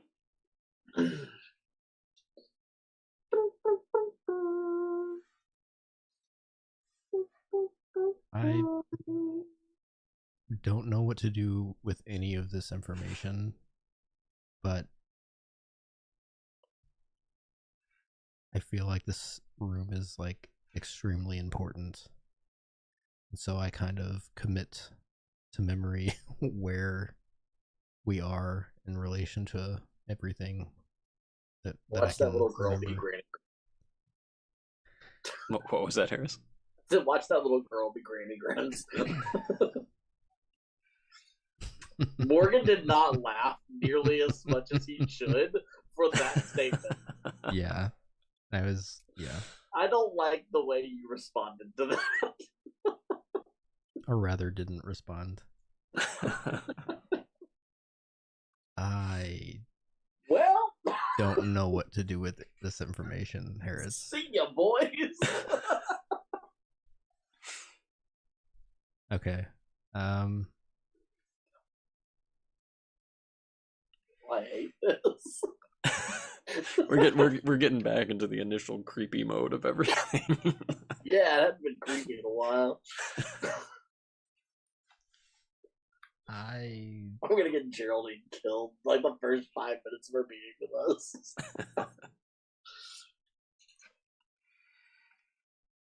Yeah, okay. Osen is also a little baffled, and he just stands up and walks towards Osen and has Skillet. He walks towards himself. Or I'm sorry, Killen. Yeah, he walks towards himself in the past. Like he walks back this way. Geraldine, what's your middle name? Oh, it's Haskillet. Haskillet. So I walk over here back towards Haskillet, and I'm preparing later to tell Killen what I just saw. All right. But I have to process it. All right. So as you all continue, let me reveal the next place.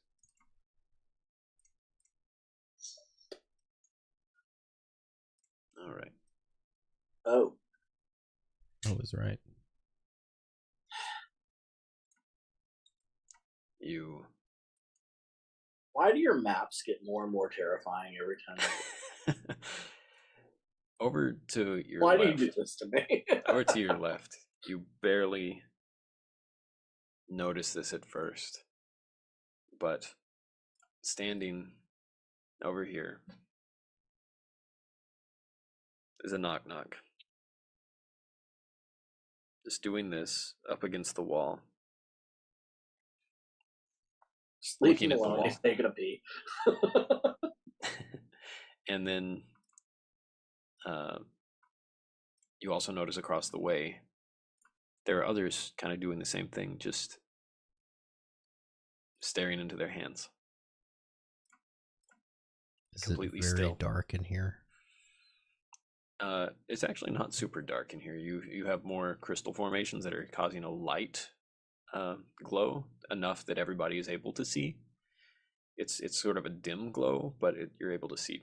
So are these not walls here? So the really dark can we spots see are across? the really dark spots are walls. I'm just assuming that you're actually a little closer. I'm assuming that somehow you can see across. I don't know. Maybe I wasn't paying attention to the physics of the room, but Okay. Yeah, like at this aperture here, you can kind of see. Gotcha. Did we ever establish kind of the amount of knock-knocks that we needed to capture? Not really. The impression was kind of just try to get all of them. But Lucius Did we walks over here. also ever establish how we're going to bind them and keep them and not kill them? I'm starting to feel like this plan was a little half-cocked. Lucius walks over here, looks at this thing. He's got a sword at the ready in case anything happens, but he sort of looks around it. He noticed the ones across the way. He seems to be getting a little experimental here in his thinking. He takes his greatsword. He swipes this one's head right off of its shoulders. The head rolls off, the body slumps over, and the head's eyes look over at him, and it's smiling, and it's not making any sound. It can't make any sounds without the vocal folds. But now that it's been beheaded, its eyes just look at him, and they follow him wherever he goes as he walks sort of back and forth, pacing to see it. And you've seen that these things can be beheaded and continue to live. And he do their bodies stay animate, separated from their heads as well? No, they don't. Okay.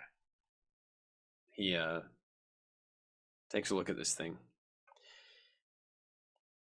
He conjures in his hand what it appears to be like shadowy tendrils in the shape of like a chain with a hook at the end. And he sort of just reaches down, hooks this thing at the base of the neck, takes this shadow tendril, ties it around his waist, and it's just sort of like has these shadowy flames almost that slowly wisp around him. And it seems that this is his method of capturing them. He's going to drag their heads around on this shadow chain. Okay. Like a gill net for fish, but for knock-knocks. I can work with that. All right. Did any of the other ones respond when he beheaded that one? He was very quiet, so you don't know if that's the reason they didn't. But there's not like a hive mind situation where one of them got hurt and the rest of them like. That doesn't seem to be a hive mind. Okay. As far as you can tell right now. Cool. So he looks over to both of you and nods. I nod back and we keep going. Quietly. All right. So you all kind of sneak forward. Oops, sorry, I didn't mean to grab you too. Let me. What's my jumping distance again? Do you remember? You can a lot. If you get a running start, you can jump. I don't particularly want to run in this room, but No.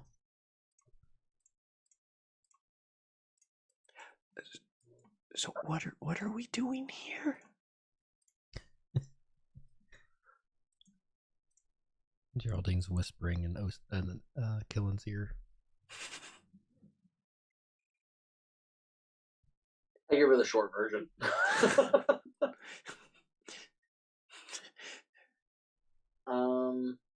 So I say we keep going around. So these are all facing the wall. Is that correct? Yeah, they're doing that, except for the ones that are just in the open. They're just standing there with their hands over their eyes. So we should get these two. I kind of whisper, we should try to get these two at the same time. Yeah. I kind of quietly sneak behind them, and with my war scythe, just try and get them both in one swing. Okay. Is that possible right here? You can try it. Okay. All right. I'm gonna be there and behind this one just in case. All right. So you go ahead and you're getting ready. You can roll this with favor, but you're gonna do are you doing just a simple attack? Is that how you're doing it? Yeah, just a simple attack with the war scythe to cut the heads off. All right. Yeah, with my victory mindset, if I can use favor, that'd be great. Actually, yeah. How does victory mindset? If it is a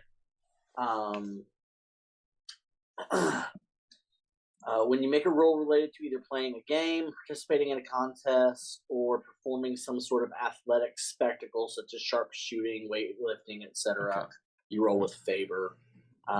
Anything less than a 3 is treated as a 3. Okay, perfect. Yeah, I'm going to consider this an athletic spectacle. That's what I was. Because you're showing off for Geraldine. Yeah. Y'all don't tell flies with the raven.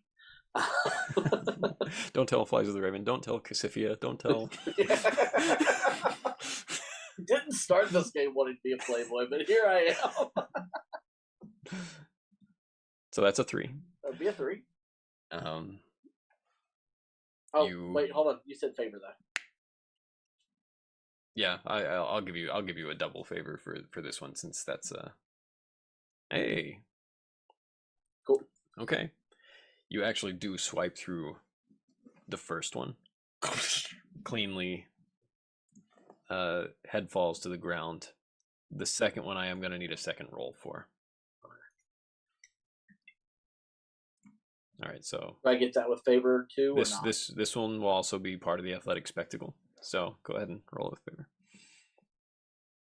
So 3. So a 3. This goes. Your war scythe gets stuck halfway in its throat, and it does this, and as it starts to sort of have like coagulated blood, it doesn't bleed. There's like just a coagulated liquid that kind of like just drips out in a little bits of pieces, and it says, "Knock knock," and suddenly across the cavern, you hear, "Knock knock." You just had to show off. I got it. Yeah. And this is my fault. I'm sorry. This one's on me, guys. And you get a shiver down your spine as they respond to this. And so we're gonna start combat. I thought we could just do this quick and easy. You couldn't let me have the 6th for the move that was supposed to be for both of them. No, I blame you. This is not me.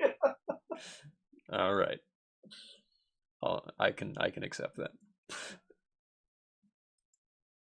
And you hear just this, like, as Luminous just finally chews through the gag. You hear. Tago just elbows him in the head, him out. All right, so it's your turns first. What would you like to do? I take my scythe back out and hit him again. All right, so we'll start with your turn. Okay, so that is a 2. This is now an attack. That is not going to hit. Bummer. Hold on. No. Hold on. Because of, or is that only when I roll a 1? Whenever an enemy within 3 space. No, that's when they miss them. I've got something that when I screw up, it helps. And I always forget to use it, but where is it?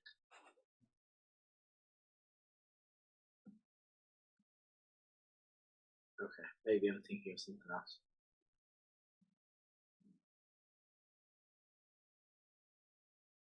I'm trying to look through your stuff too.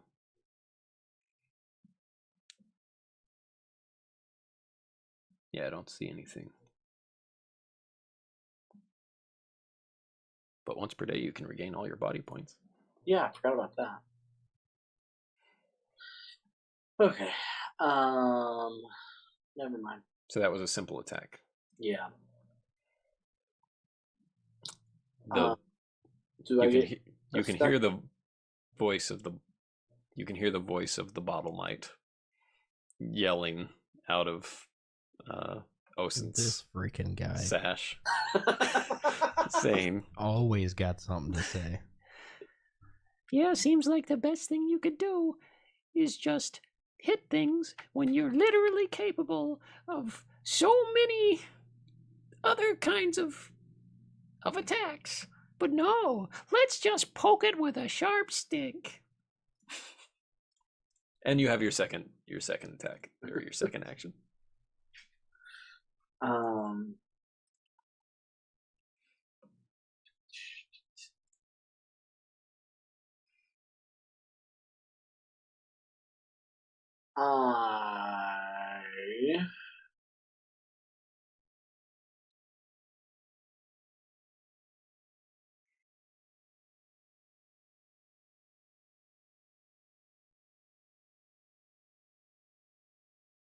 I mean, I guess I'm still trying to not completely decimate these things, but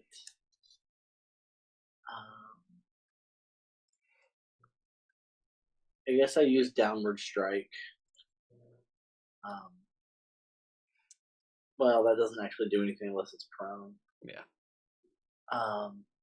Unless you do a major hit, then it'll get injured.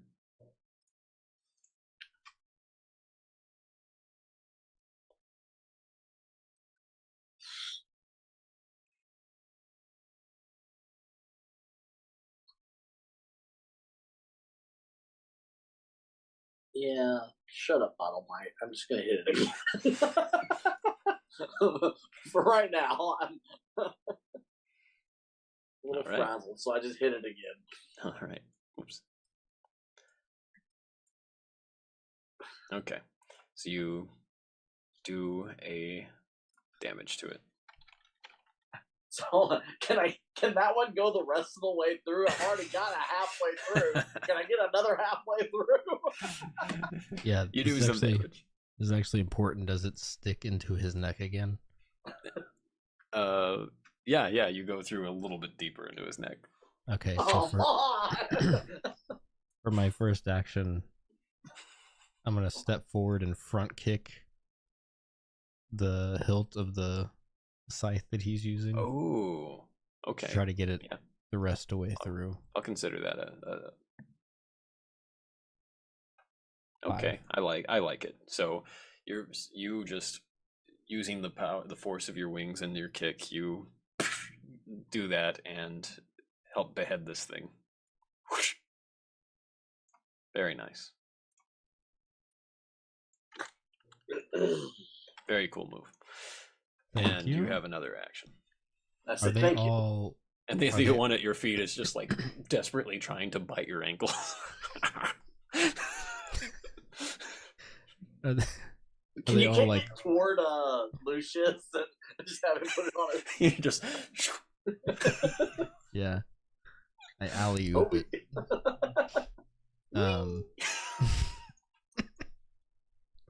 Actually take the blunt end of my gardener scythe and like a golfer, like a pro golfer. There we go. Yeah, you can do that as a free move. I chip it. As it goes over here, his belt just naturally like a wisp comes off and well, that's skewers awesome. It. All right, maybe we're not in too terrible a shape here. And now I'm assuming every one of these is now aware of our presence and is looking at us. And, yes. Or maybe converge on us at one point. Okay. Yeah, and you have one more action. Yep. So I'm gonna. I guess. Question: can these things jump 20 feet? There's only one way to find out. I was gonna say we're gonna find out soon. So I'll run at this one with my gardener scythe. And take a swing. Okay. It says one. I don't know.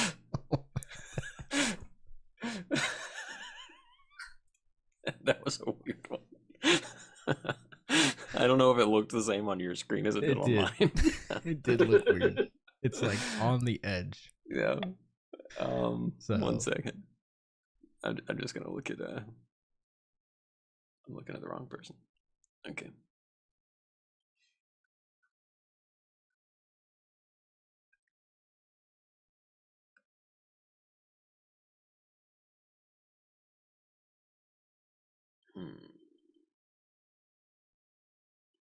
I was seeing if you had any things that would help you with that, but I don't think you do. All right. So you just do you do that, and it doesn't really have any particular benefits that it gets right now, but you miss. Yep. All right. And all right. So as for everyone else, Lucius, he goes over here,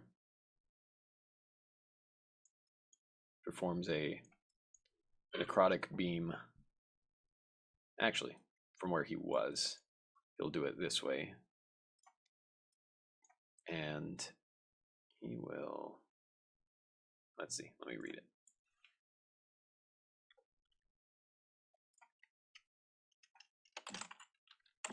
Just to make sure I know. Single. Okay, that's all I need to know. We're good.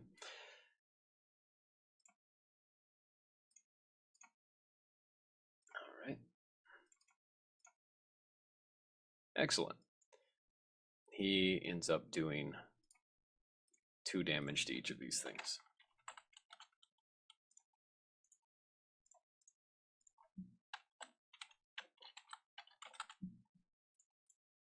As a beam of just death energy sweeps over them.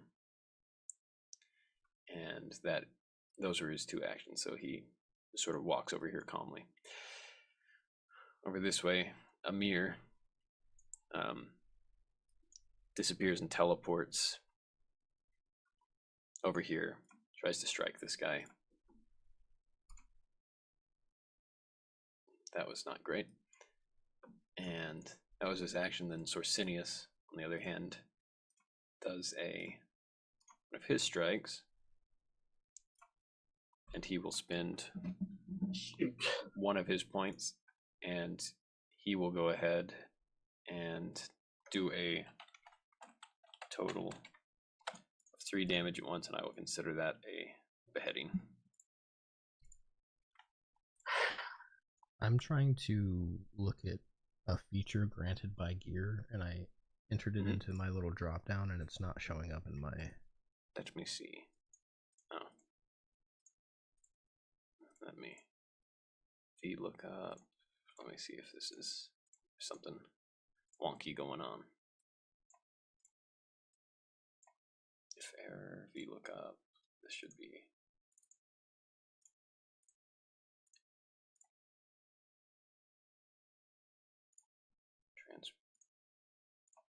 Oh, it's because it has the wrong transmute terrain. 1 second, I'll fix that.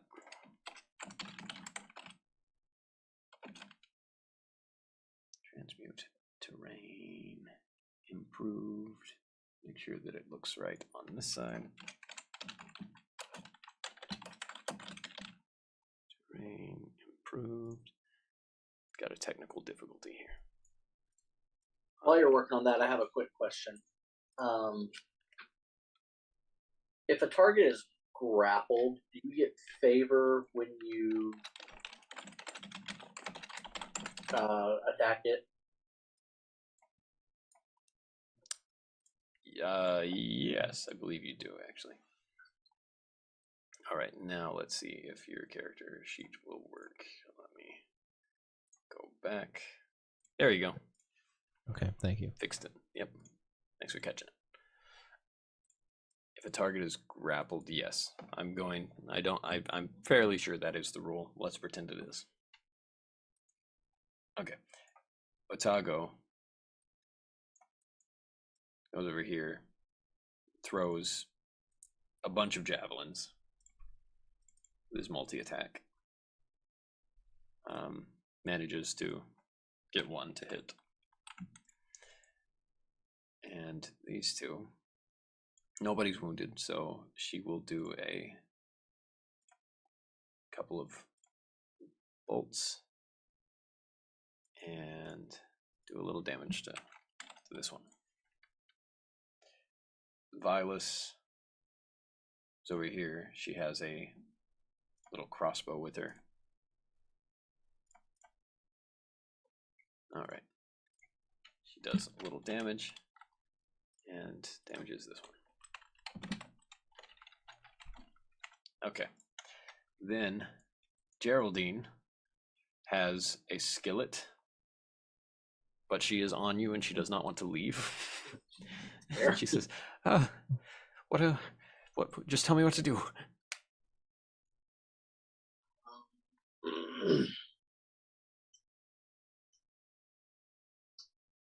Hang tight for a moment, I guess. Okay, I can do that. That is more than okay.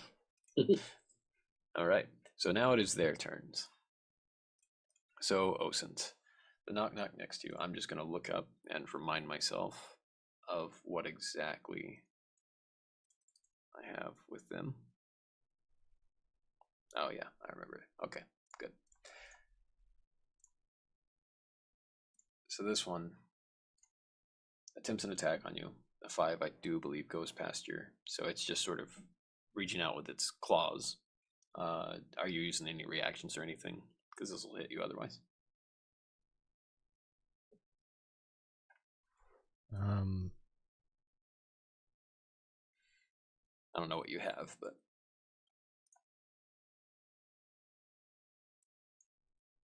No, I'm not.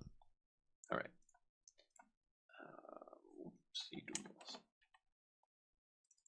There we go. All right, so it does 1 damage to you. Okay. And it attempts it again. And fails to do that. You can use whatever recovery you want to use. I can make a. You have a few opportunity options. attacks, right? Correct. You have to have a special ability for that. Your normal recovery, you can regain 1 life point, 1 skill point of your choice, but you also have divine recovery, which means that you could regain 2 life points to yourself or the character within 2 spaces, or you can regain 2 skill points. Right now, I only have 1 life point down. And nobody else is hurt, so I'm just gonna get my life point back. All right. All right. So this one comes over here. They're going to use mob mentality. This one is going to hit you. It's going to do it again. To do it again, and you can get your life point back. All right. This one over here goes after Amir. It's technically next to its ally. Okay, it does 2 damage to Amir. I don't know about that. And does 1 more damage to Amir.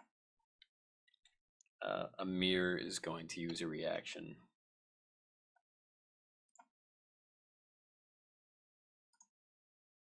Challenge. Yep. All right. Repulses this one back with a repulsor, arcane repulsion, and this one goes flying way back here when it tries to hit him. All right.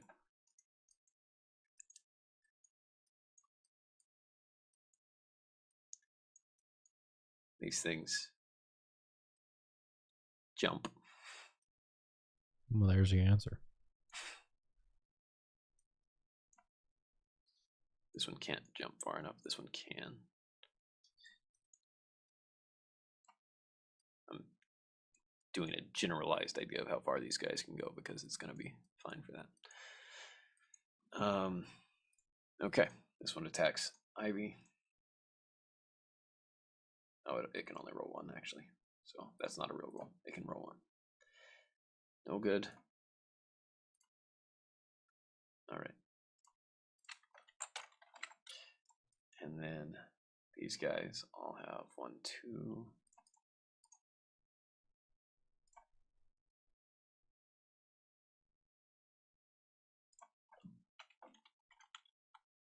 And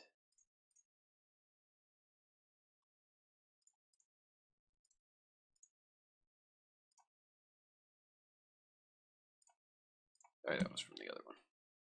Okay. All right.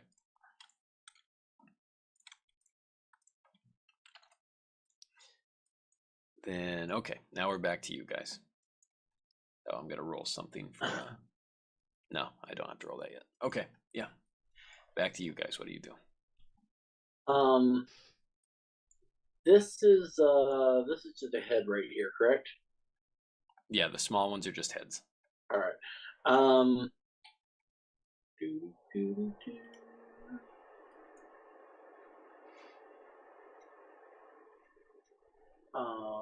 There we go.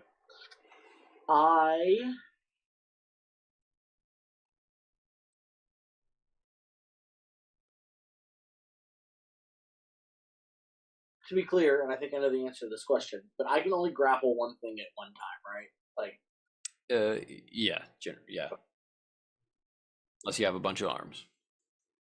Fair. So can a drone grapple multiple things at once? Yes, they can. All right. I come over here. I strike this guy. Again, just a basic attack with the melee attack. But what I remembered is that the Sylvan Rose armor, any melee attack that hits can grapple a target. So I want to just make a melee attack on him.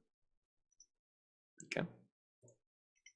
Hopefully hit and have him grappled. That's not going to work.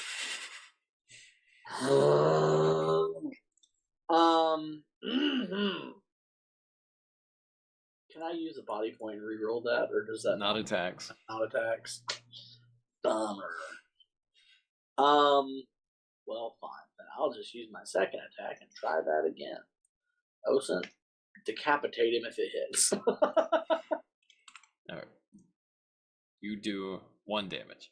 All right, but he is grappled now. And yes, she is grappled.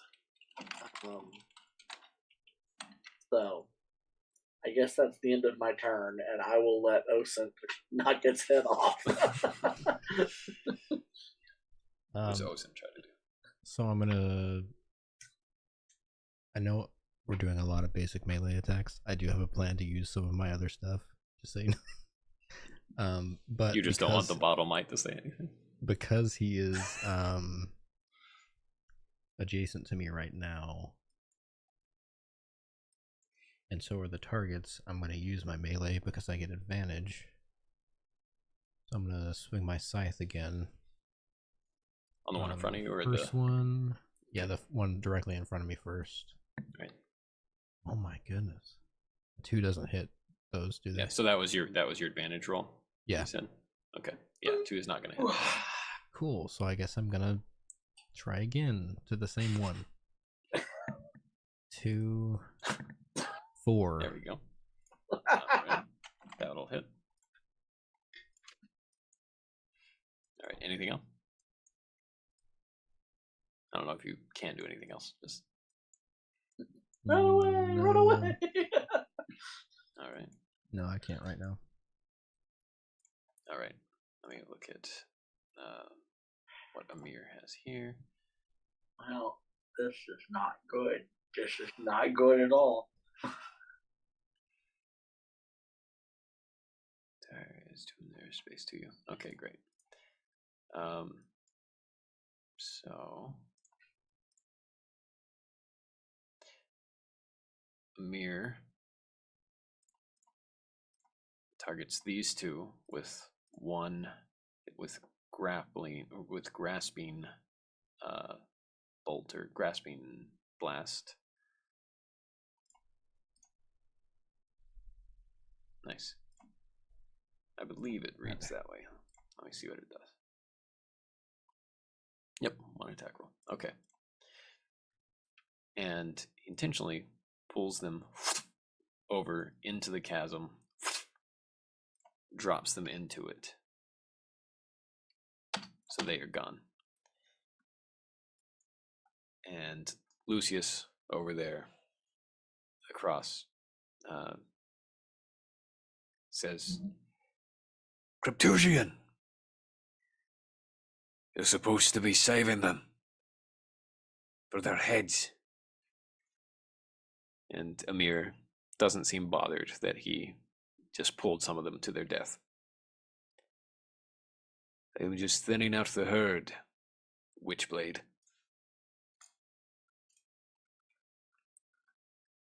Then he does another similar thing, but whoops. This with this, because he's not doing 2. And pulls this one closer as he punches it on the way in. All right. Otago Oh, sorry, I was muted. Oh, I imagine he like holds his fist out and then uses his ability to just like bring his face essentially into his fist. Otago runs over here, berserks into this thing, decapitates it immediately. Awesome. And turns over to this one. Also reduces it. Oh. Yeah, if you get them to 3, if you do really big damage, like 3 at one time, I'll just consider it decapitated. If you get them to 3 and then don't do any more than 1 damage, I can consider them decapitated as well. All right. He does that, and with his last little multi-attack thing, throws a javelin over it at this one. Let's see, that's Geraldine, by the way. She has the skillet. She sees the one you're grappling. She's technically on your back. She she bonks it in the head. I did it! I did it! Atta girl. And Ivy heals Lucius for all 3 of those points.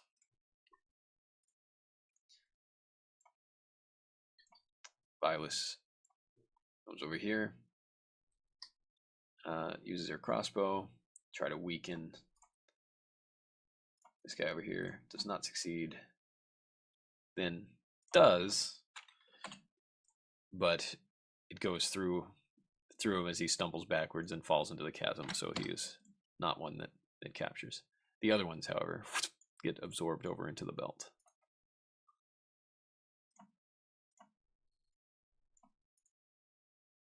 Let's see. Attach. Where did the attach go? There it goes. All right. Then I think that is everyone except for my special role here. Luminous kind of just begins cackling again and shifting in these chains. All right. The knock-knocks, they've actually thinned them out quite a bit. This one comes right over here. This one jumps over, attempts its attack. Does not succeed because of his armor. This one, give me just a second here. Actually, I forgot 4s are not successes on heavy armor. So I did a wrong thing earlier. But oh well. These guys, I'm going to go to Amir real quick, and then I'll go to you guys.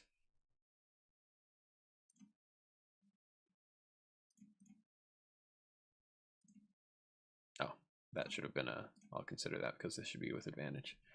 Does not, and this one does. All right. I also forgot to give Sorsinius a turn. So he is going to do one thing real quick. I was very excited about using this and I completely forgot about it. Sorsinius has something.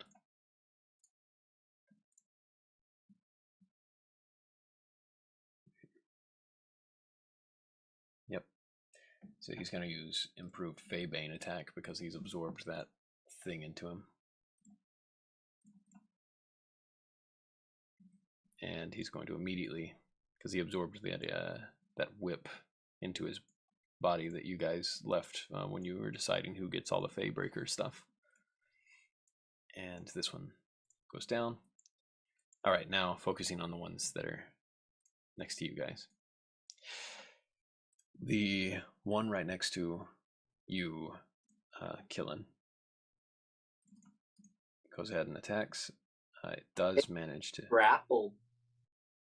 You can attack while you're grappled. If you're, it's not like the same as being restrained. It's you're like I misunderstood that situation. Oh, but you know what? There is something correct about that. Is he cannot do this with favor as a result of anything else. So it's balancing each other out. It's canceling each other out. So his actual roll is a 5. So it's no different. But it is still scratching at you essentially. It does its other attack, which is a 3. Does not go through yours. Okay, so when it's in the rules under grapple, when it says it cannot move, that means it can't move spaces. Yes. I thought that meant like immobilized. Oh no. Oh. But it's also it's attacking you with penalty while it's doing that. Gotcha. While you're doing it. The other one attacking Osint does get the favor here. Does 2 damage. And then Did you say the one that attacked me missed? it missed with one of its attacks. Gotcha. All right. So that is where we are with that. And it is your turns again. Okay. Well, now that I've got this thing grappled, I am going to try and take its freaking head off. Good plan. And you said I can roll with favor if it's grappled, correct? That is correct. How did you add 2 dice? You just click on the dice twice. Ah, there it is. Bummer. All right, so that 3. What's this with favor? 3 will work. Yeah. All right. All right, so that being your first attack, that does work. All right.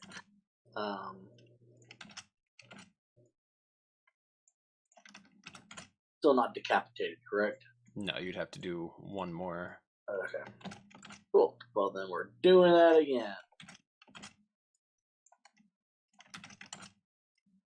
The 3 will work. All right. Man, 3s and the 2s are just all I'm getting today. So you kind of you cut through this one again. Its head falls to the ground, and you've at least done something there.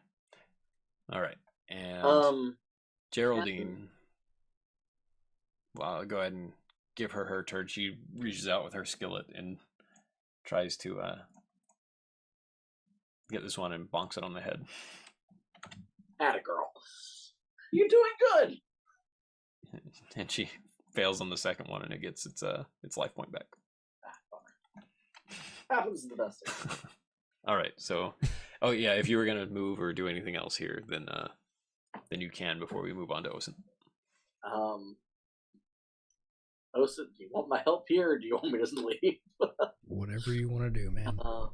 I guess I'm gonna come over here, and I don't know. Amir seems to be handling himself fairly well, but all right, we're just gonna remove ourselves over here. All right, Osint.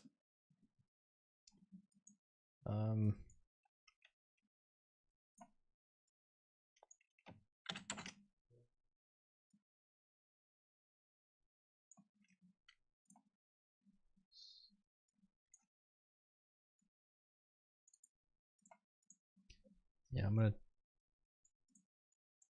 Actually, I wish you would have stayed there because I would have gotten advantage, but it's okay. Oh. I'm gonna use my tail. I always forget you have a tail. A spiky tail. I'm gonna whip this one in the face. That'll do it. With a 4. All right, so it takes 1 damage. I'll move back over real quick. Boom, boom, boom. Okay. And then I'm gonna do another whip around. Actually, I'm going to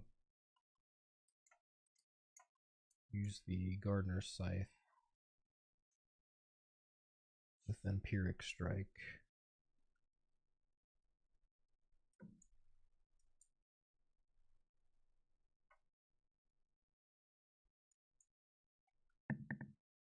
To get Nice. one of my life points back. All right. And with Vampiric Strike, that's essentially what it does. You do a damage and you get a life point back, right? Yep. All right. There you go. All right. Amir kind of clasps his hands together in this like seismic kind of blast and attempts to do this. Fails. And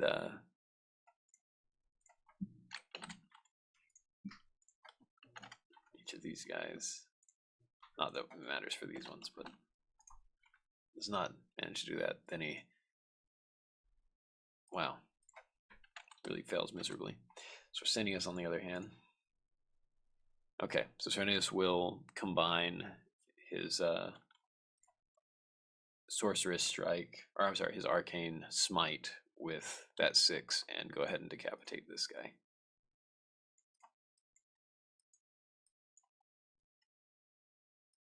Then Otago, well, Lucius is ahead. Finishes this one off. Otago runs over here. Uses a from there. Yeah, he'll run over.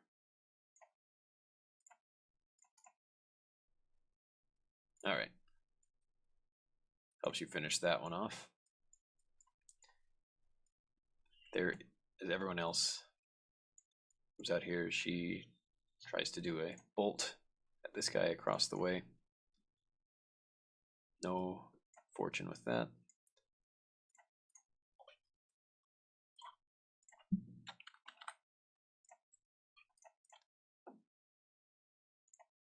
And nothing there.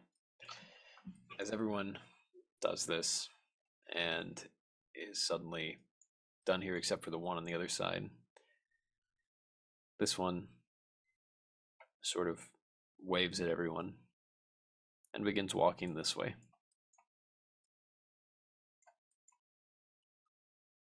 And battle essentially ends right here. As everyone calms down for a moment, Vilas says, "You know, that wasn't nearly as difficult as I thought it was going to be." Oh, time to leave because you said that, and that's a problem. And as all of these are being connected, he goes about grabbing them. Pretty good haul at the market today.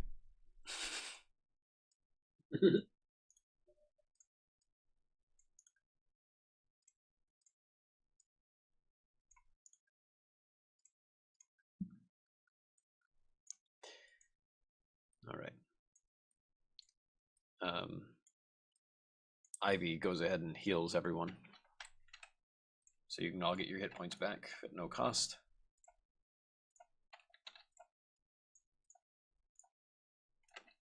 Nice. If you were missing any. Forgot to attach. There we go.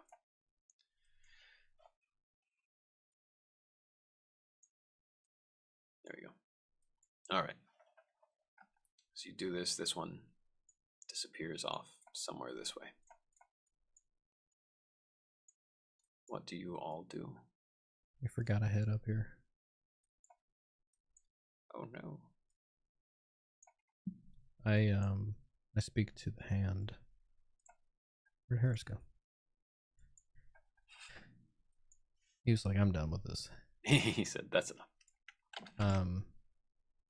I speak to the hand and I say, "Do you believe this will be enough for all the people affected by the sickness, as well as curing Luminous of this more advanced stage?" We are not here to stop.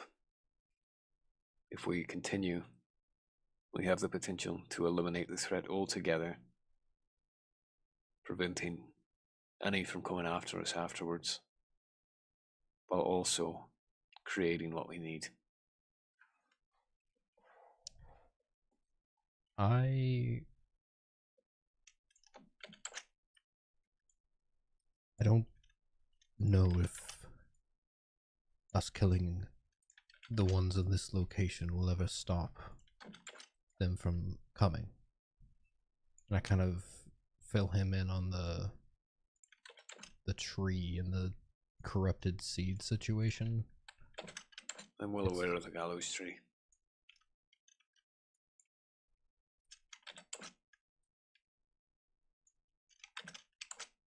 Seems as if they are the rulers of this world are able to create these things almost at will with the gallows tree. Eliminating this particular threat may be impossible.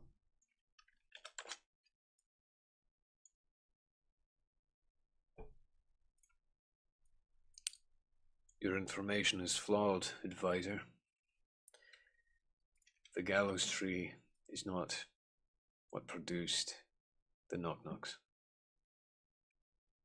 The things we fought, the vine creatures, those were made by the gallows tree. These are some kind of tribe of elves that were that's right. created by the grinning sickness. Strike that from the record. My character knew that. That's okay. Yeah, we'll just we'll go back and say that didn't happen.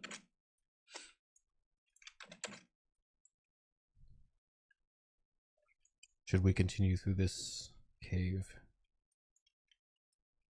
Let's eliminate all of them. Hey, Eliminate sorry the threat. about that. I am That's back. all right. I don't know if y'all Killing got you- my text. I killing tripped you the blacked computer out. somehow, and my computer shut off, and Wi-Fi went down. And not sure what happened, but I think, back. My computer's rebooting, so I don't have anything up at the moment. So what I miss? Not much. We're just continuing through the cave to eliminate the knock-knock problem completely, is what the hand is trying to get us to do. Instead of going with what we have, is what I suggested. I asked him if we had enough to cure the people and help Luminous, and he said we need to go ahead and just eliminate the issue altogether. Gotcha. Besides, we're also here to kill the panther. It seems you'd have an invested interest in that as well. Bum bum bum.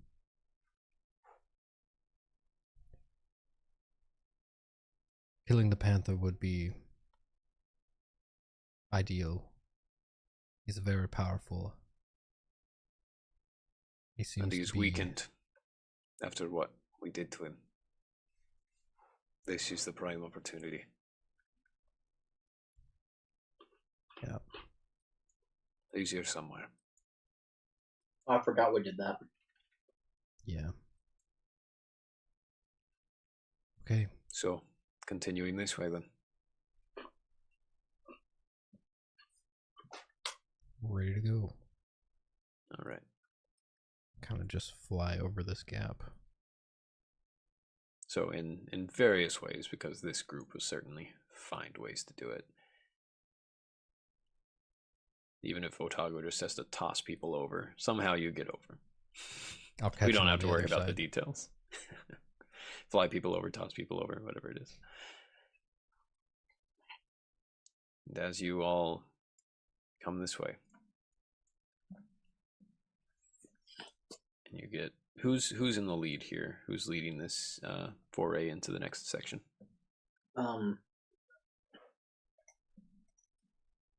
I was the scout that said let's go this way, but I think the hand is the one now on the operation elimination. So Yeah, he seemed like he kind of took charge there and said, "Let's fully eliminate this problem." So, but I'm close behind him. Give me just a second.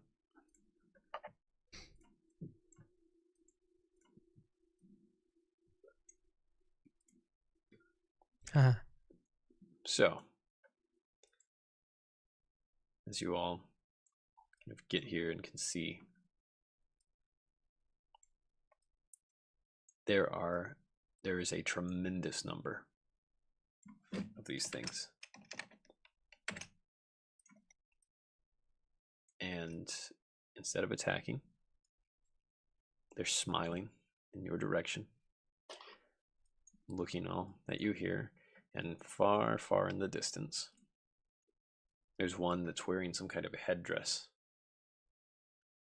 way over here. And he kind of comes forward, going in a, not a lumbering pattern, but a sort of skipping and twisting and coming about, going over to the edge of the seat. And he looks over at all of you, smiles, his teeth are sharper than the rest, and does this. And big smile, creepy grin. Actually, I'm going to put him in your character sheet so you can, in your, not character sheet, but in your reference sheet, so you can get another look at him.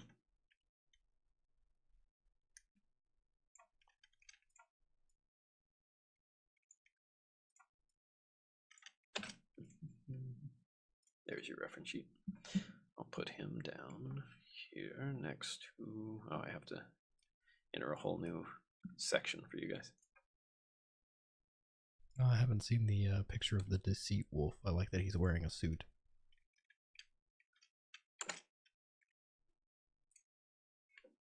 All right. Oh, Mylanta. Oh, there's two. Oh, wait. All right. So he says, over in the distance, you can hear him. Do you like the place? No. Good. It wasn't meant to be enjoyed by someone so primitive. You can call him primitive. Primitive. This place looks pretty primitive to me. You look pretty primitive to me. But I digress. You don't understand the thrills, although one of you does. One of you does. And it appears that maybe another of you really, really wants to. Congratulations. She won the crossword. So, what did you come for? I don't remember. Oh, yeah. Why are you here? What I don't know can if we we should do for you? And tell Mr. Ham, him. I believe that is, you're the one that wanted to be here. You're up.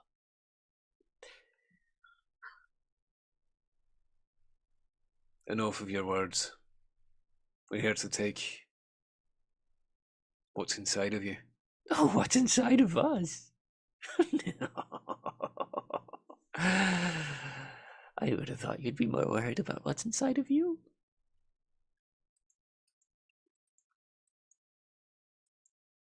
Enough of these games. Lucius disappears. That's better. Now, what do we want to talk about? Actually, you just did us a great favor. Giving you What? Da, da, da, What? da, da, da. And he starts kind of shimmying down these stairs. Where is he? Oh, he's up there. He's way up here. He's just What sort is of he twists and standing between?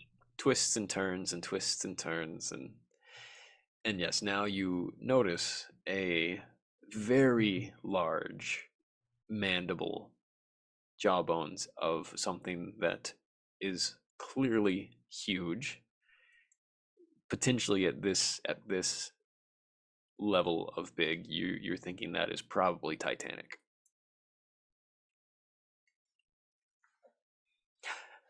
Do you have these maps custom made, or do you just find stuff that works? I did not have these custom made.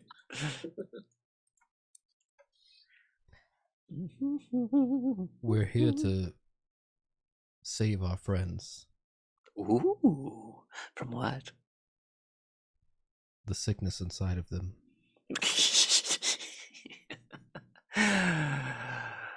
If you try to turn the world upside down, it's because it's not right up to begin with. So this guy is basically Willy Wonka and Pennywise had a baby, is what I'm getting. Alright, well, I'm out. Deuces. You don't even have a clue about how much you're missing out on. Killing the cavern that you were trying to go back through is widening. What Why do are you we at? We still jump pretty far. What is it that we're missing out on? Ask your friend. This is not a way that we want to live. You're not even living yet. Look at me. Look at you. I have my own kingdom here. I am thrilled to be part of this place. Of course, we've got the dumb ones. No offense, my pretties. I don't think any of you would be the dumb ones. Even your friend there, have you even tried to talk to him? Have you even tried to see what he's experiencing right now? He's been liberated.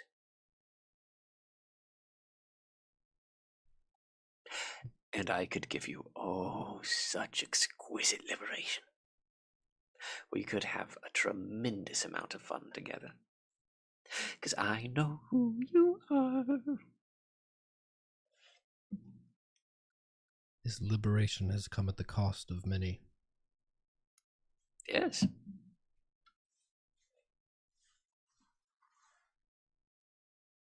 So, how do you decide who is liberated? well, whoever's going to make it the most fun, of course.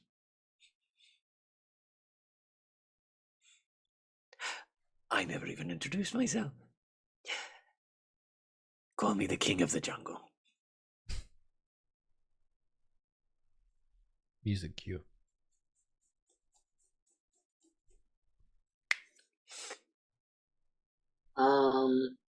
And all that you are right now is meat. So, given that this is going to turn into combat, I'm sure. Maybe. Oh, I mean, he hasn't attacked us yet.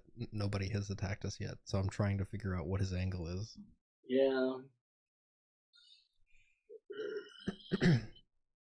It seems we are severely outnumbered. And he wants us here for a reason. Is it to liberate us? If you want to fight, we can absolutely fight. I would love to see the blood. I look at Luminous. Luminous, not quite being out here yet. Would you like him to be sort of brought closer? Yeah, I kind of motion to what's-her-face and Violet yeah. brings him. She's very hesitant after seeing her boss get disappeared. And Luminous looks all the way into the room. looks straight over at him and just eyes fixated on this guy. And he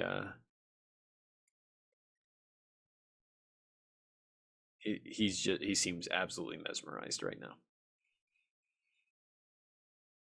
Smile still big, but he's in some ways calmer than he was. Oh, do you want to see what I can do? Do you want to see? Watch this. Watch this. Shh. Sleep, babies. And Luminous suddenly comes to. Ooh. What is happening right now? Ooh. Luminous, how are you feeling? I feel like I just got hit by a rock, and I am not very happy about whatever this is, because that's a lot of knock-knocks. You really took an L back there. I don't know that there is an L big enough to describe what just happened. Okay, it's still luminous. I do not know what to do. I address the king of the jungle again. Wake up, sleepyheads. And Luminous goes back. And then he just like is mesmerized and he's looking at this guy again. You have complete control over their condition. I do. What do you gain by sending them out to do what they do, to kill? What is it what is your goal? I understand you're a ruler of this realm, but what is your end goal? That sounds like something that I would tell my friends. Would you like to be friends? I would much rather be your friend than your enemy at this point. Yes.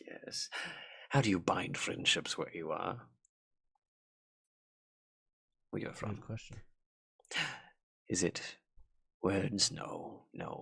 Paltry, primitive words are useless. It's always blood. It's always blood. You don't even know how simple you are. Be released. I can release you. I can make you so much stronger.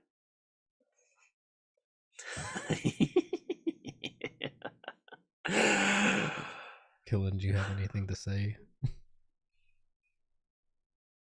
Oh yes. By the way, you. Yeah, nothing.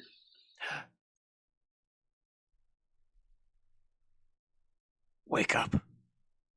Oh no. Killen, in your head, you feel something trying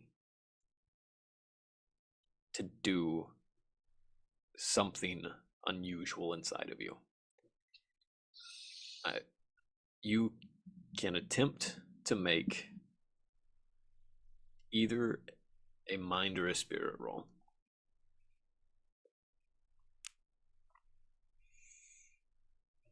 As I'm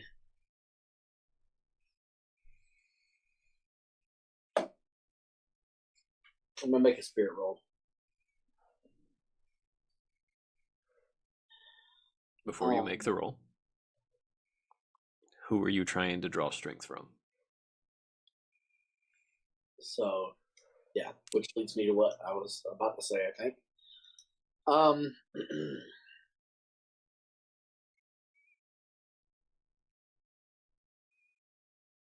I don't have a lot of room here, so I don't move, but I very firmly plant my scythe on the ground and I give the loudest, deepest whoop whoop that y'all ever heard from me. As I am focusing my against my nature, focusing on holds the ghost. Typically, I would draw strength from whatever my great grandfather's name was. Do not remember. Breaks dragons' heads. Yeah. But something in me is telling me to to focus on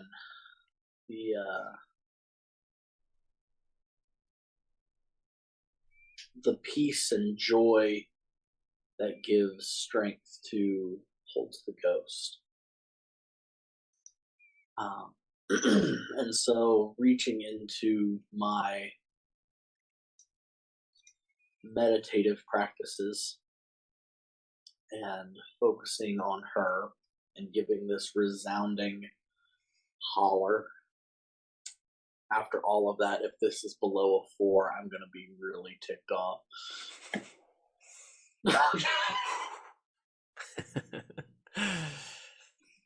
All right.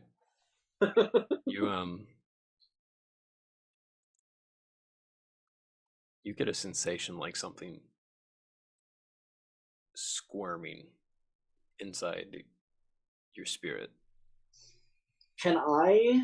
This is a very inopportune time to do this. But can I go into a meditative state and revisit that door in my mind and try and bar it? You can, if you roll really well with a spirit roll,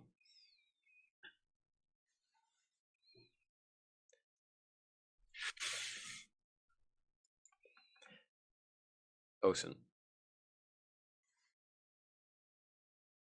I am scared to press this button right now. That power that you felt enter you when Raoul died. Something about that, perhaps, or maybe something about the power that was offered to you by the Witchblades. Maybe some strange combination of the two. You look over at Killen, and you see him as well as almost this glow that only you know somehow instinctively, intuitively, that only you can see this kind of glow inside of him. As your attention is focused on him, it's like you see past him this translucent image of him. And inside of his chest, there's some sort of thing, like a blobby creature with tendrils reaching all over the place, wrapped around his heart. And it has kind of 3 parts, faces, almost, these tiny little things. And just intuitively, you are beginning to understand that it's like a parasite.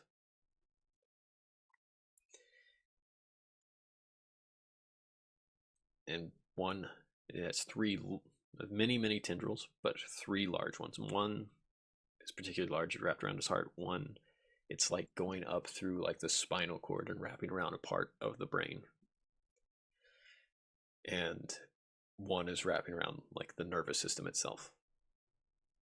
And you kind of have this moment where you're seeing something unusual, but intuitively understand something about it, as odd as the image is. And Killen, as you are trying to access this, I can let you make a spirit roll.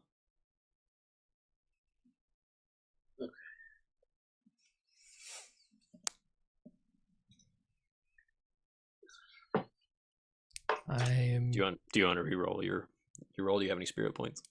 Yes. Okay.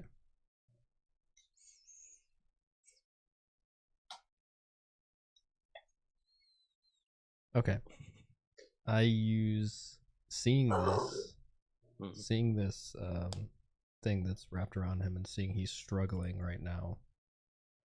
I'm going to use my reaction plan mastery to use a mind point to have him roll again. Sure. As I am witnessing this and saying to Killen, be strong, fight it.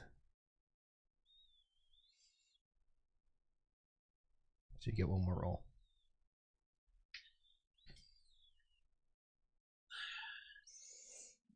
All right. So you continue to attempt to resist this thing as you were trying to force your way into your mind to return to a meditative state. You know that traditionally, the dream was unusual, but you have to imbibe a specific vision tonic type thing to do this. But with your roll and those rolls and the circumstances, you've also heard of times in which the ancestors can attempt in extreme and dire circumstances to reach out to you simultaneously. You enter into the glade in your head. This has happened in moments. With the river, with the valley. This is where you last saw your ancestor, and there is an open door sitting in the middle of this field. And it's open, and on the other side of the door, in the darkness of that door, is you. As you are, with a frown.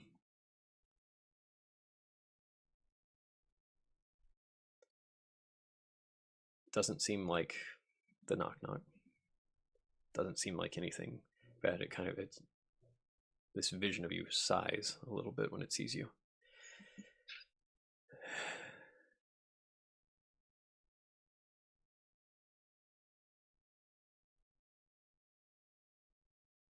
It's on the other side of the door frame. What do you do?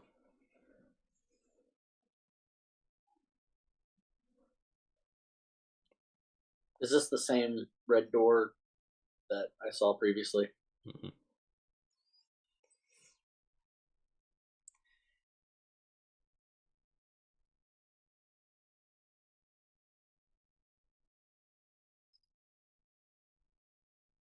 I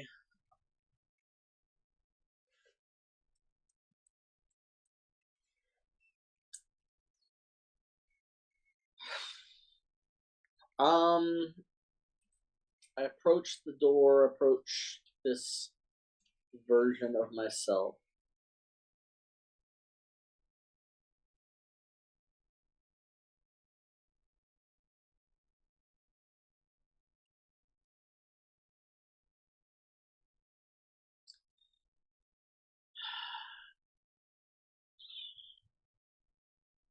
Is there anything that stands out as different from me about this version of myself as I am now? Is there anything that I would notice physically, older, younger, anything like that? It appears identical in every way.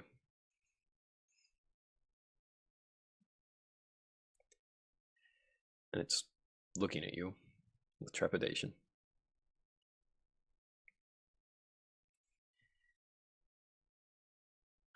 And it says, are you gonna start or am I?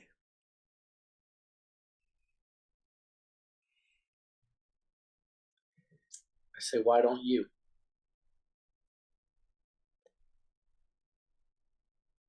Well, I came here to try to resist this thing, and I think you're in my way.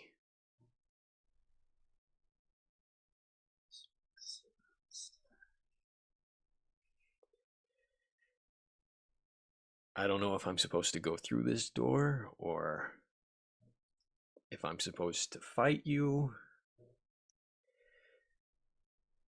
but I am tired of being out here and having this thing in me, and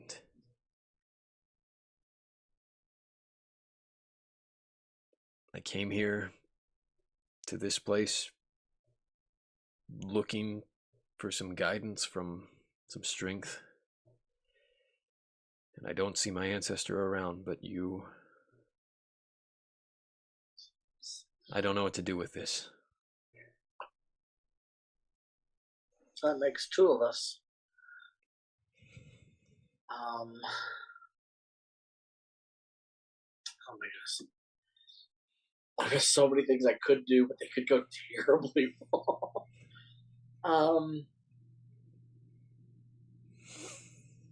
And that's kind of been how it's been, isn't it? That...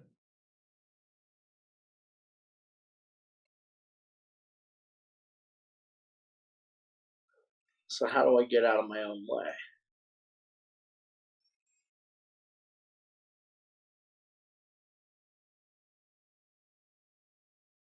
How long have I been in my own way?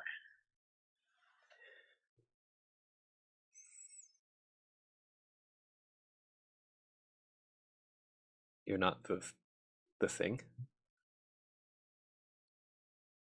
No. This isn't like the mirror again.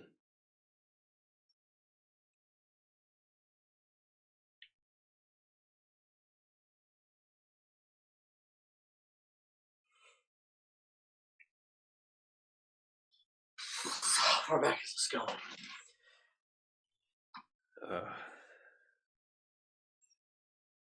I'm trying to read the game and read you as a storyteller at the same time.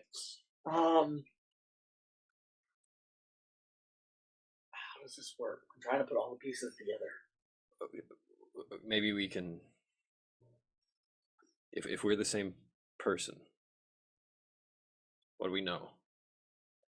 I don't know if I trust you. It doesn't mean we can't think about this. If we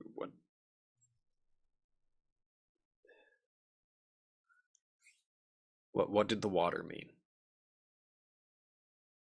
Or the blood? That the blood is that we were chosen by Holds the Ghost as a champion of sorts. Right. So what did Holds the Ghost do? She was known for exercising people, right? Yeah. Did she pass something on to us? I didn't feel any different.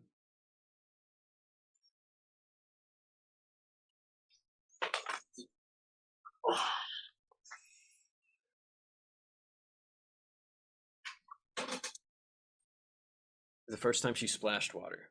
Yeah. And then the second she gave time it to drink. What was this, a progression?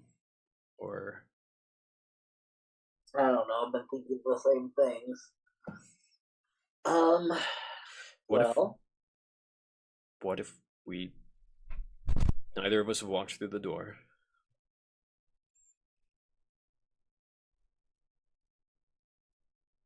Again, I don't know if I trust you.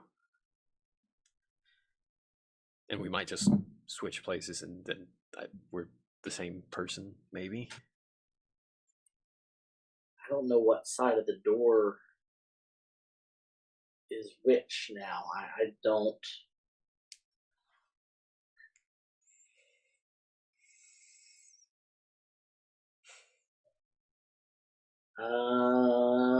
Well, let's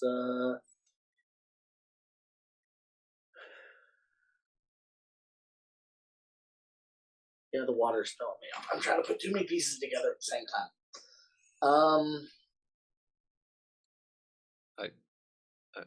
I might have an idea. Okay. Shoot, because I don't have anything. So it walks kind of out of frame where you can't see it.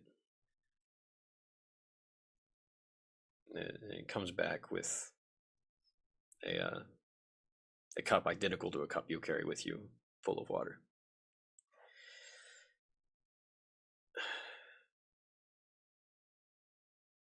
I don't know if this has worked, but she splashed water on us. She gave us water. But it wasn't just the water. With the splashing, it was involved in some act of play. Like she was trying to engage fun or joy or something What are deeply the knock rooted knocks? in that. But What do the knock knocks want? do these things feed off of a lack of that? Are they feeding off of the despair in this place? Well, the guy, assuming we just met the same guy, King of the Jungle, he was saying liberate us from what?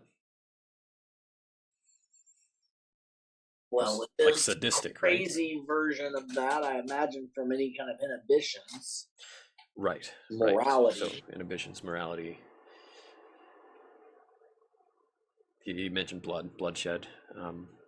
Seems like a sadist. What's the opposite of that? What is a sadist afraid of? Masochists.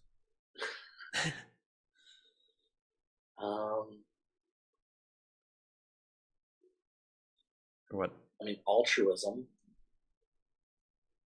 love, Maybe. joy. Right. And so joy. There's a common theme. His version of this laughter, this craziness, is Laugh. It's like a deranged form of joy. But when I tried to engage I remember I was there. Raven in this way, it didn't work the way I thought it would. I just don't know how to do it. Like, I know that's at the root of this somewhere. Maybe it has to be, it can't come from the outside. Maybe it has to be self. So if it does have to be self, then what's my joy?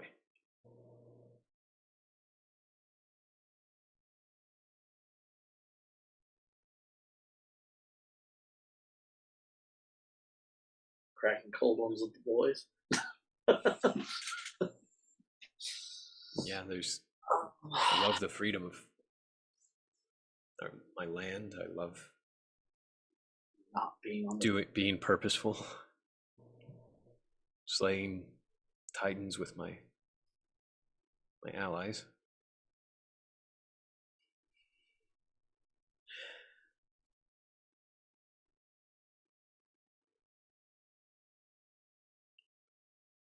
So what do we do right now? I don't know if I'm gonna figure this out right now.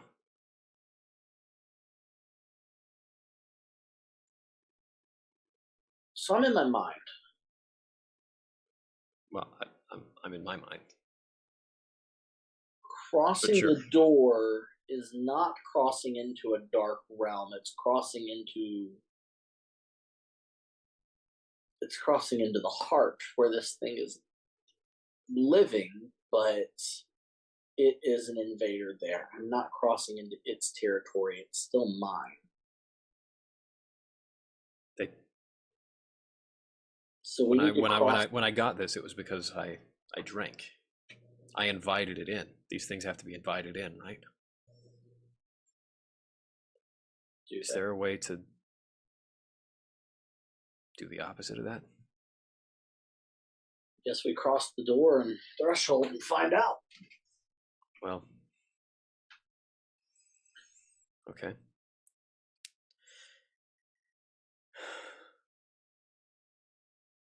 How do you get rid of a guest?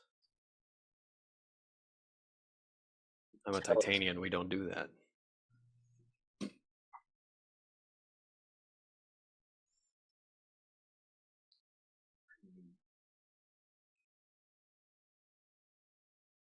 tell the guests that the party's over. So, honestly, I don't feel great about this. I feel like I'm on the cusp of knowing what I should do. I don't know if you're a vision. I move forward toward the door. I just reach my arm out in like a kind of the traditional titanium handshake kind of thing, and I walk through. All right, you do this, and he comes forward as well and grabs your arm in the handshake through the door frame. And you kind of walk forward and pass through each other until you are on the other side of the door. That's what I figured would happen. And the surroundings are different. You're in what feels like a spiritual place. It is dark. You hear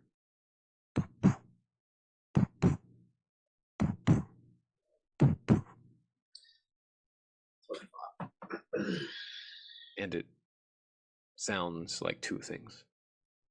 It sounds like knocking, and it sounds like a heartbeat. And there is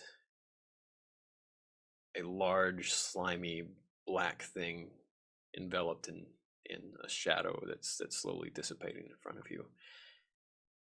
And it has three kind of faces on it. One face with kind of a grotesque pointed ears, sharp teeth. One face that has like tendrils coming out of the strange, almost squid-like thing, and another face that seems very infernal, demonic in some way.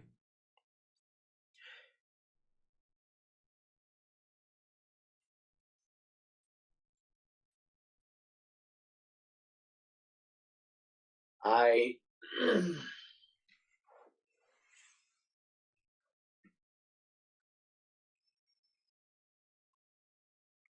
square up like this thing's a titan. I say, "You are not welcome here." All three faces hiss at this. And Osen, all of this that just happened has happened in the course of a few seconds. It's going on in Killen's mind. You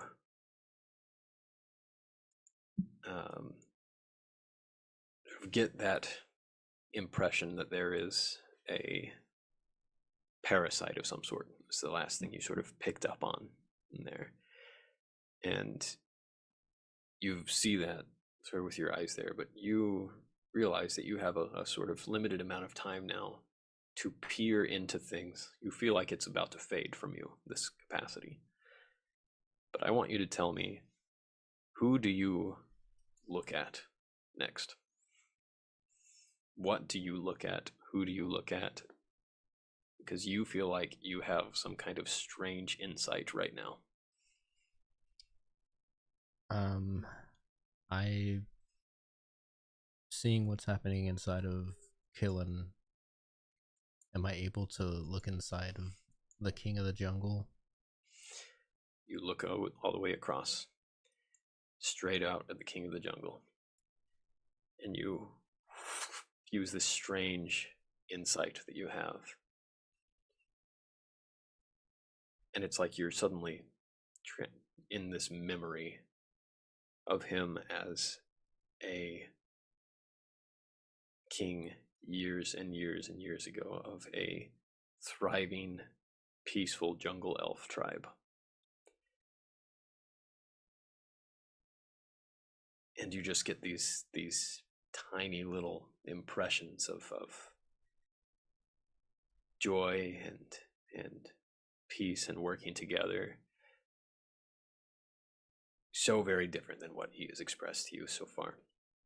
You see this flash, suddenly it flashes forward, and you see the through time a moment in which he is in front of the gallows tree, but it's not the gallows tree. It's this beautiful, gigantic hope tree, as it was described to you before by the keeper. And instead of these sort of gallows hanging from it, it's got these beautiful flowering vines. And you watch as a sort of young girl is tending to it, and tending to a very large vine-like dragon that is assisting her with this process as well, making sure that the tree is healthy and good.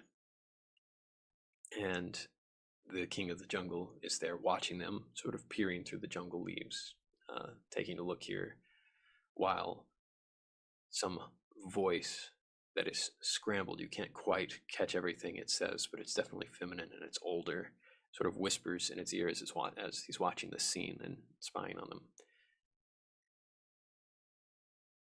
Careful. They're dangerous. And you feel time shift again in this vision as this, you're seeing through the eyes of this Jungle King elf again, as he is shaking hands with a very gnarled old, just kind of grotesque hand. And something happened at this point, and as he looks around, he's not looking up into the eyes of this person, but he looks around and he sees a nearby the grinning panther in the same space in the jungle, in between this area of 3 rocks, grinning and winking and saying, "Can't wait to work with you."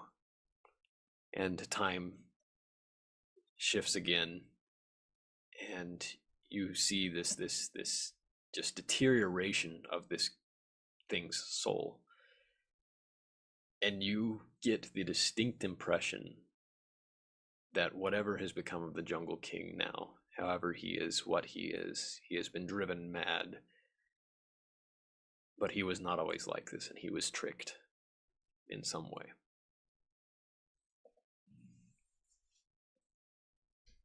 Okay.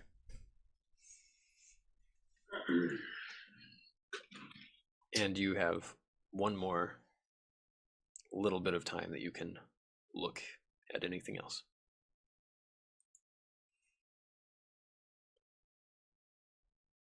I'd like to, I guess, get some insight on Luminous then in his current state. So you look into Luminous. You see this incredible radiance that you intuitively know is some kind of link to fate. But there is a corrosion on it. And it looks like it is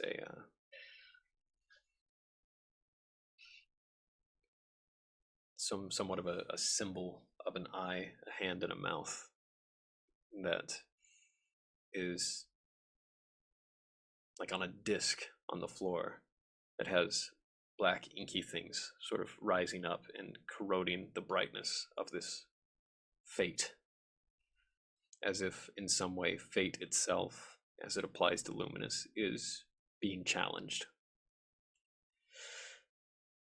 And you also get an impression that Luminous is in a strange place that he is not upset about being in right now, in some kind of vision that is trying to appeal to him to keep him where he is. the real Luminous. But the third thing you see is just this wave of all the regrets that Luminous feels on a constant basis. And you're very familiar with many regrets. And you're feeling something extremely similar to the things you feel all the time. The depth of his regret about the things that have happened to his friend, and the paralyzation of his friend, are tremendous. And you also see in that, not at the core of that, but touching it, trying to reach out, this part of his spirit that is unerringly loyal and dedicated to doing the right thing to remedy any kind of harm that he's caused. And as you're starting to piece these things together and remembering the kinds of things that you saw when you were examining Carlos through the eyes of Father Raoul, and a voice in your head, Father Raoul's voice, speaks to you as you remember the phrase that he said when he was talking to you, when he said, "The Witchblades will try to see your darkness and use it against you. I do the same thing in seeing what's inside a person. But I choose to see the light that is inside. Because whatever tremendous amount of darkness anyone is capable of, I believe they are capable of an equal and opposite and greater amount of good." And lastly, intuitively, you realize that what has happened inside of you is the sort of psychic weird sight that you have gotten from the Witchblades has been purified in this very strange, divine way by the spirit of Raoul that has rested on you here.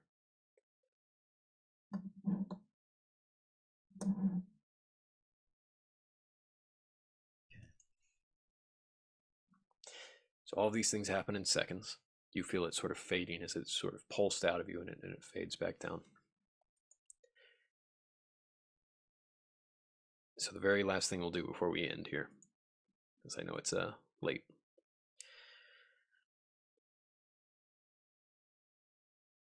Killen, as you were inside your own head, your own spirit, whatever this place is, and you were telling this thing to leave, it shrieks, it hisses. And you realize that it is much like the gallows tree, scared and infantile.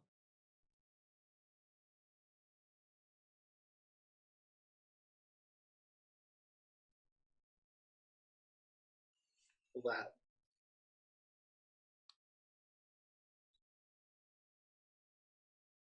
I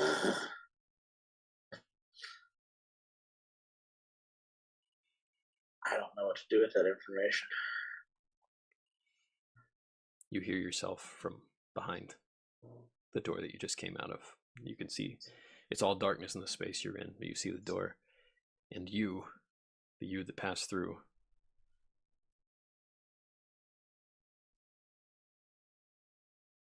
reaches in with its hand and has a cup of water. It says, "I don't know if this is what this means.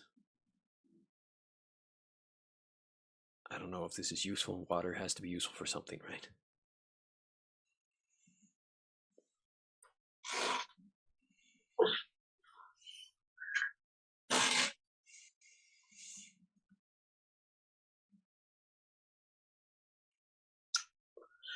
I take the cup of water.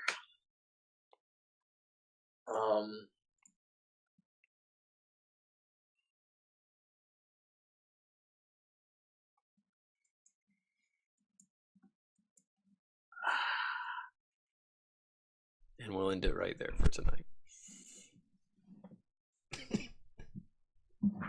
What? I'll give you some time to think about it.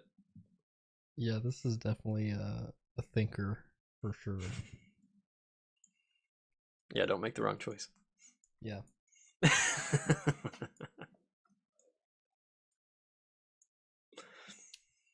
So what I was thinking the whole time is, now that we're done, you can maybe think about this, is like water is cleansing in some cases, purifying. The water that we've seen here has been like corrupted over time, and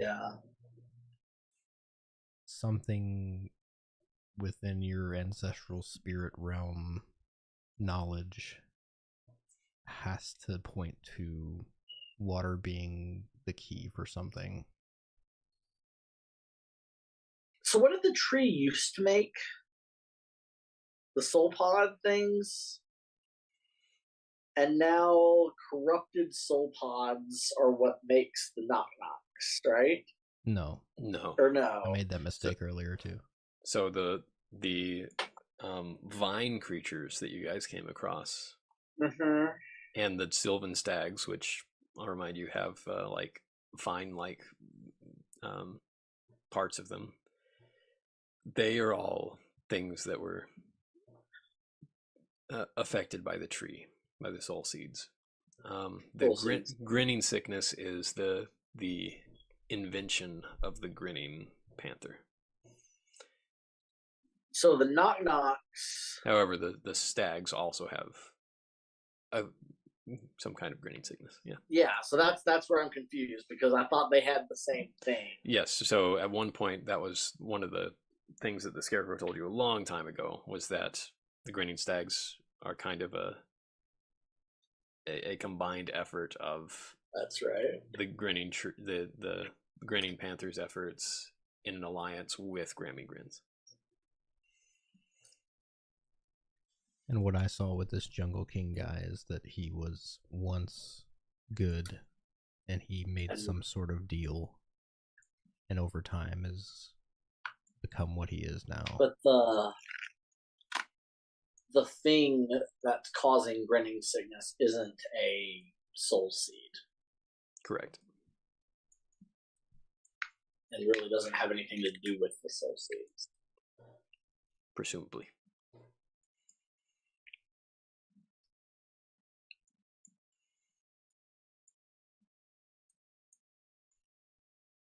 I'm just so lost right now.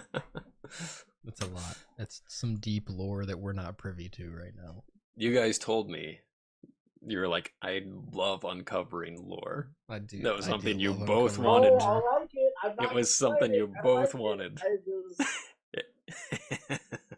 I I feel like love lore. I feel like I am like slowing the game down because I'm trying to comprehend it in real time. It does. It feels very There's complex. There's a lot going on. There are at least 3 large complex storylines that interact in a lot of ways. And so and I know you and how you do things. And so I don't know how far back in my character's story you're reaching. Like, am I needing to forgive myself for the mistakes I made before the island? Is that what this is about? Or, like, I was about to go down a whole long conversation with my mirror self here in my heart. And I'm like, I don't know if that's even relevant. I don't know if I need to open that up right now or not. Well, something I was thinking about with the conversation you were having with yourself and offering each other cups of water, and how when you saw, is it captures the ghost? Holds the ghost. Holds the ghost. And in that sequence, we were talking about how,